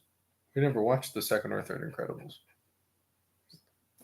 It wasn't those? No. It Really? was something else. I thought we tried. Despicable Me, babe, I think. Well, yeah, but I know. I think it was the third one we couldn't. No, there was something you were talking about. We never watched the second. There was only 2 Incredible films. There's 3 now. Whatever. I never watched. Oh, gosh. That is a huge tick, Rose. Poor dog. Yeah, there's a third one now, and I thought maybe I watched it. In Vegas. No, I don't know. Anyway, the point is, what they often did back in the day was they made a fairly wholesome first movie with very light propaganda, right? So in Incredibles, there was a lot of positive pro-family themes, right? The propaganda kind of came down to like government that cares, government was a good guy, you know what I mean, right? That kind of shit. But that was really light, right? In the second one, they went full feminist and all this crap and like made Mr. Incredible the stay-at-home dad. Oh. No, there's only 2 Incredibles. There's 3. I thought that the third one was when he was the stay-home dad. No, that was the second. Just think about it. What are the villains, wife? List the villains in your head. What was the first villain? Was crazy orange hair guy, Gamma guy. What's the second one's villain? Oh, shit. There you go. That's how you know. I thought that was. Were they gonna make it there? No. I can't even think of what the second villain was because I didn't care. It's kind of weird how Avatar 2 sort of reversed the propaganda of the. Really? I didn't even bother watching it because the first Avatar was like, I kind of want the blue people to die. They're like weird orgy people, kind of on the human side. Let's get rid of these weird blue Nani freaks. Very much so. But yeah, Avatar 1 was a crime against humanity. Exactly, literally and figuratively. I love those guys who've literally put all those scenes from Avatar. Okay, profit. Wow, like reverse profit. That's anyway. They put the scenes of all the humans like destroying the aliens in the Avatar 1 to like Warhammer 40K. It was really entertaining. Death to the Xenos. Anyway, so they'll do this thing where they'll make a mostly wholesome first film. Despicable Me is another great example of this, right? Where the first film was pretty good. Second film was okay. But then in a sequel, they'll start adding lots of propaganda elements, lots of perversion, lots of stuff like that. And, parents will say, oh, it's just a sequel of that movie we saw. No, just let them watch it. It's fine, right? The idea, right, is to trick people into thinking it's just like the first one. We don't have to watch it. We don't have to curate it. Just let the kids watch it, right? Send the kids to the theaters. We don't even have to go, well, watch our movie. The kids watch theirs. There's so much adult humor. Right. And it's really brilliant when you think about it. And it's a way to really subvert and get horrible concepts into people's brains because they're younger minds. They get attached to those characters and their characters act in a weird, crazy way in the next movie. Right.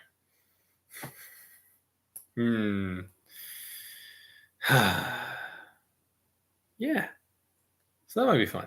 So the reason why I'm tempted to do the Lego Movie 2, which I bet you guys didn't even watch, is because there's so much overt occultism in Lego Movie 2. It's shocking. that it's a kids movie.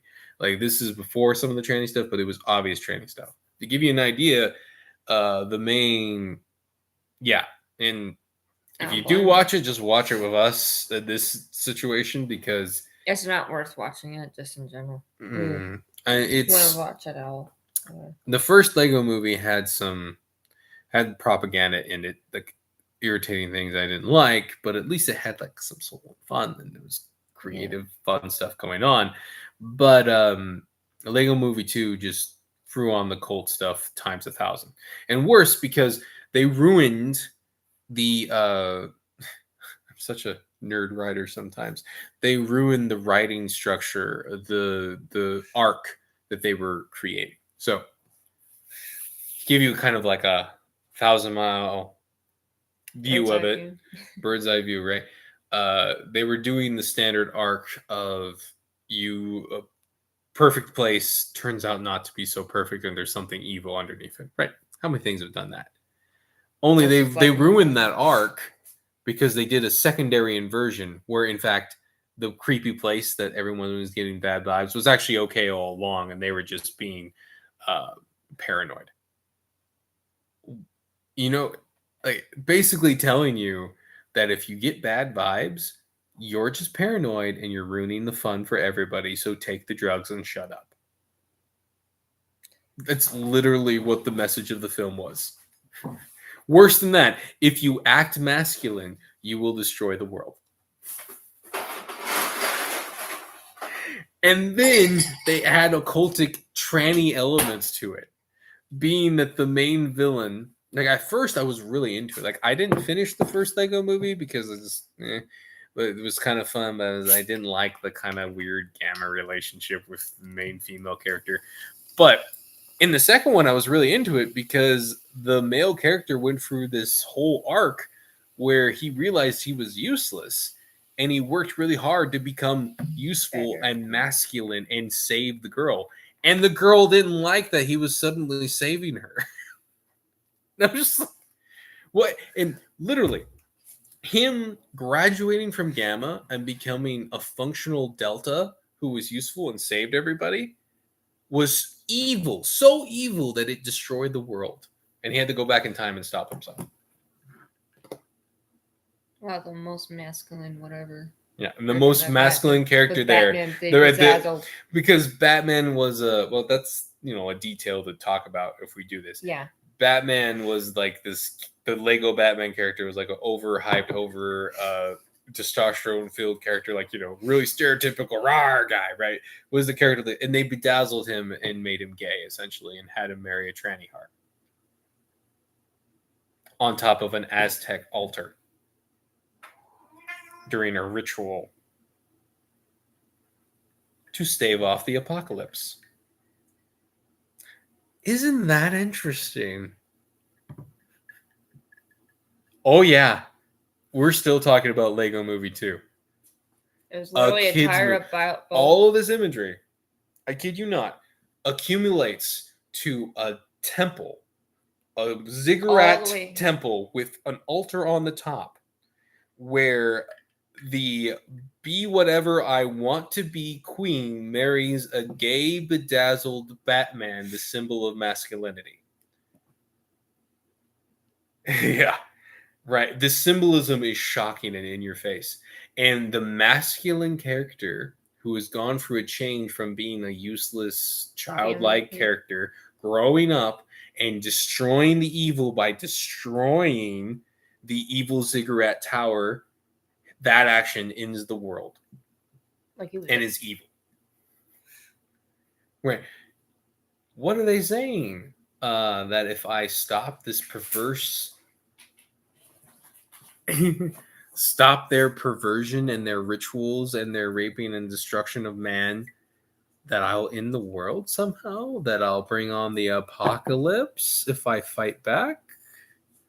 They trying to say if I just give in, maybe they can stave off the apocalypse or something? Just a little longer. Just a little longer. Just a little longer. Mm-hmm. Oh, man. So when's March burning? Yeah, exactly. So, Like, I'm passionate about that, but maybe that's not a first movie to go with just because I know not everybody was interested. But it's a great movie. It's a perfect movie to show the imagery to people in a lot of ways.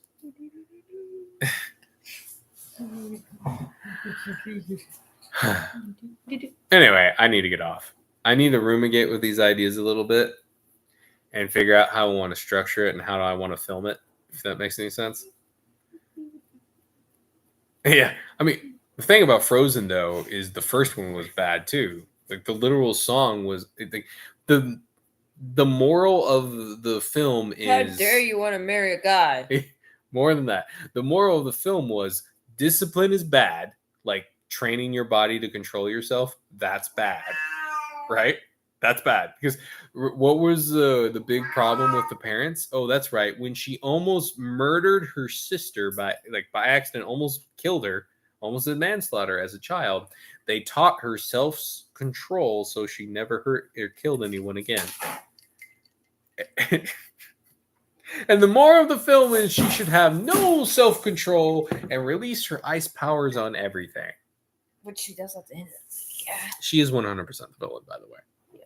I am 100% rooting for the greedy guy. He'd probably be a good king. Sorry.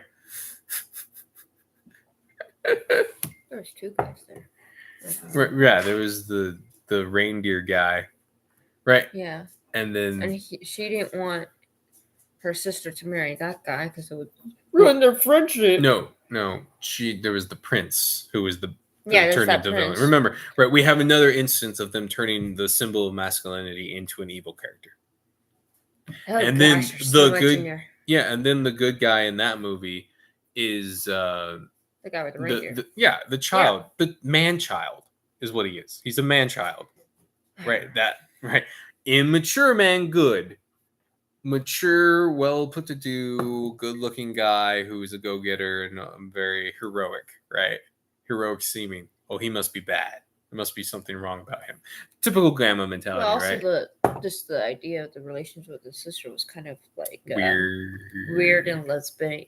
And I'm sure Frozen 2 was even worse. I think it's worse over time. Like now, I never watched Frozen 2. I watched Frozen 1 because my friends in college were obsessed with it. Okay, why is it like supposedly all these movies are meant for kids, all these college age students and whatever are... It's because it's what they grew up on. Well, I know, but still. It's kind of weird that they get overly obsessive about it. That's true. There probably is too much. I don't disagree. Yeah. Though some of I'd still watch The Incredibles 1.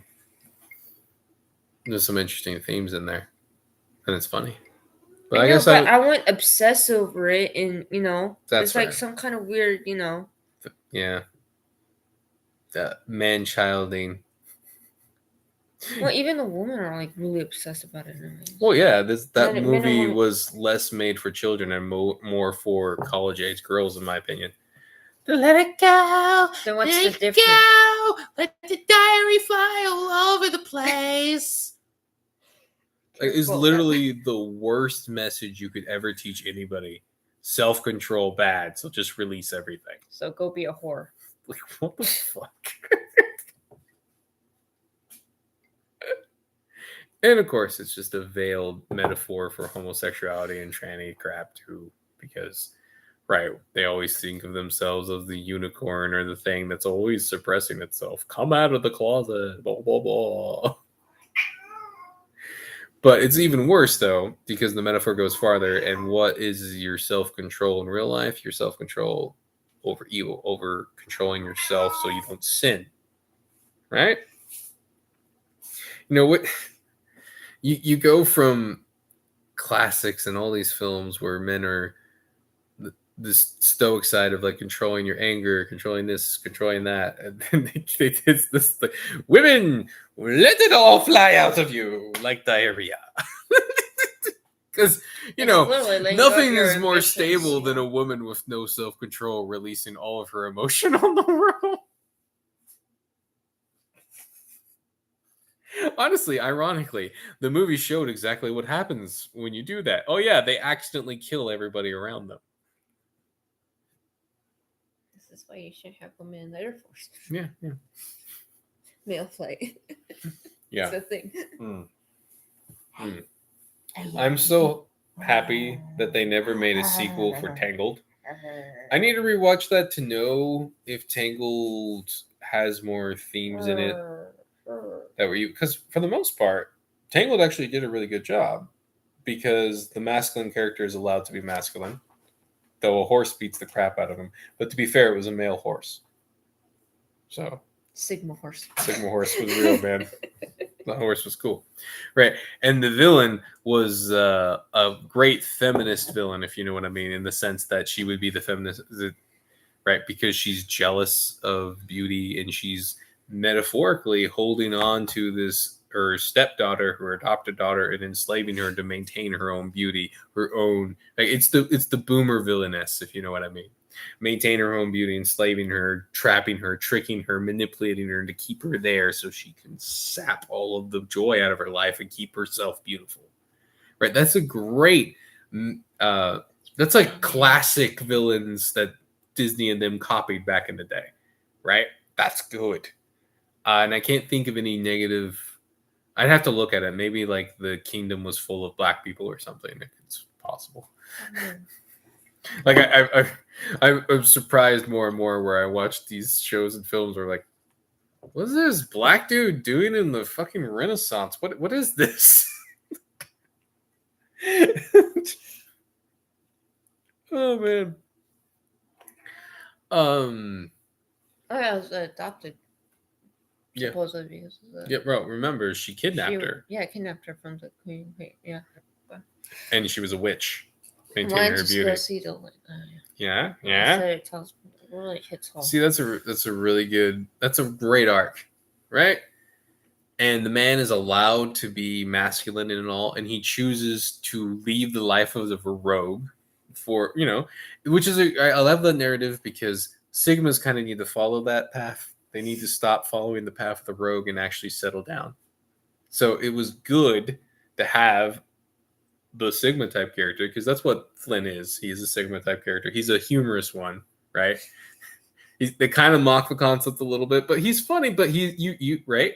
He's an attractive, devilish rogue who does kind of what he wants and doesn't really care, and then creates his own. Doesn't even care getting hit by a pot. Yeah, and or a pan. He slowly creates a moral code for himself throughout the movie, and goes, "No, I'm going to stay. I'm going to stay," and then sacrifices himself at the very end, right? But it's good that it did bring him back. I think it was kind of entertaining. Like sometimes when you bring back the character who just sacrificed himself, you demean the sacrifice. But in this case, I think it actually works out without being too much of an issue. So I'm just trying to think. I should probably stop streaming now. It's been 2 hours and 22 minutes. But I'm trying to think if there was any. Like the movie had some pacing issues. It was funny, but there were some pacing issues, some stuff in there that, those lanterns. If there was, yeah, but I don't think I don't think there was actually any subversion in there. They were just trying to get that visual feel, but it could be them trying to add spiritual elements to it, but they weren't. Well, the real meaning of those lanterns are spiritual. But in the thing, in the movie itself, in the movie, it was like we're trying to call our home. It's not a like. Well, that's what you do in Thailand. You call it, you send out your prayers up there. That's what they do in Thailand. They send up the prayers to whatever to get answered. Both of them, maybe that is it. Who knows? If that's it, then. No, there's probably more. I think there's more too, because you have all the freaks in the tavern and the dream song. I had a dream, and their dreams are all kind of funky. And you could argue that maybe that motley crew is a metaphor for trannies and all the freaks and perverts. Then again, they could have just been going for the. I think that's actually a stretch on my part. I think they were just trying to go with, oh, look at all these tough guys who also have a soft side. Like bikers. Just kidding. It's true. I don't know. Right. I'm 90% sure that that's probably where they would have gone down if they'd made a sequel. Is they would have doubled, tripled down, made a couple of those guys tranny-ish, that kind of thing, clown-like. Damn clowns. Ugh. And that I'm glad that didn't happen. I'm glad Tangled never got a sequel. Thank God. Ooh. Woo, woo, woo, ha! I'm not cold. Don't look at me that way. Okay, we need it in the stream. Like, subscribe, share. You guys are awesome. It's 1 in the morning. I have work tomorrow today. You know when your beard's been all poofy and everything, you look thinner. Well, that's because I've lost mass on the side of my face. I'm going to end the stream now. Catch you guys later. I'm sorry. I just said you. Thanks, my brain. My brain. All right. I'm pressing the button. You can't stop me.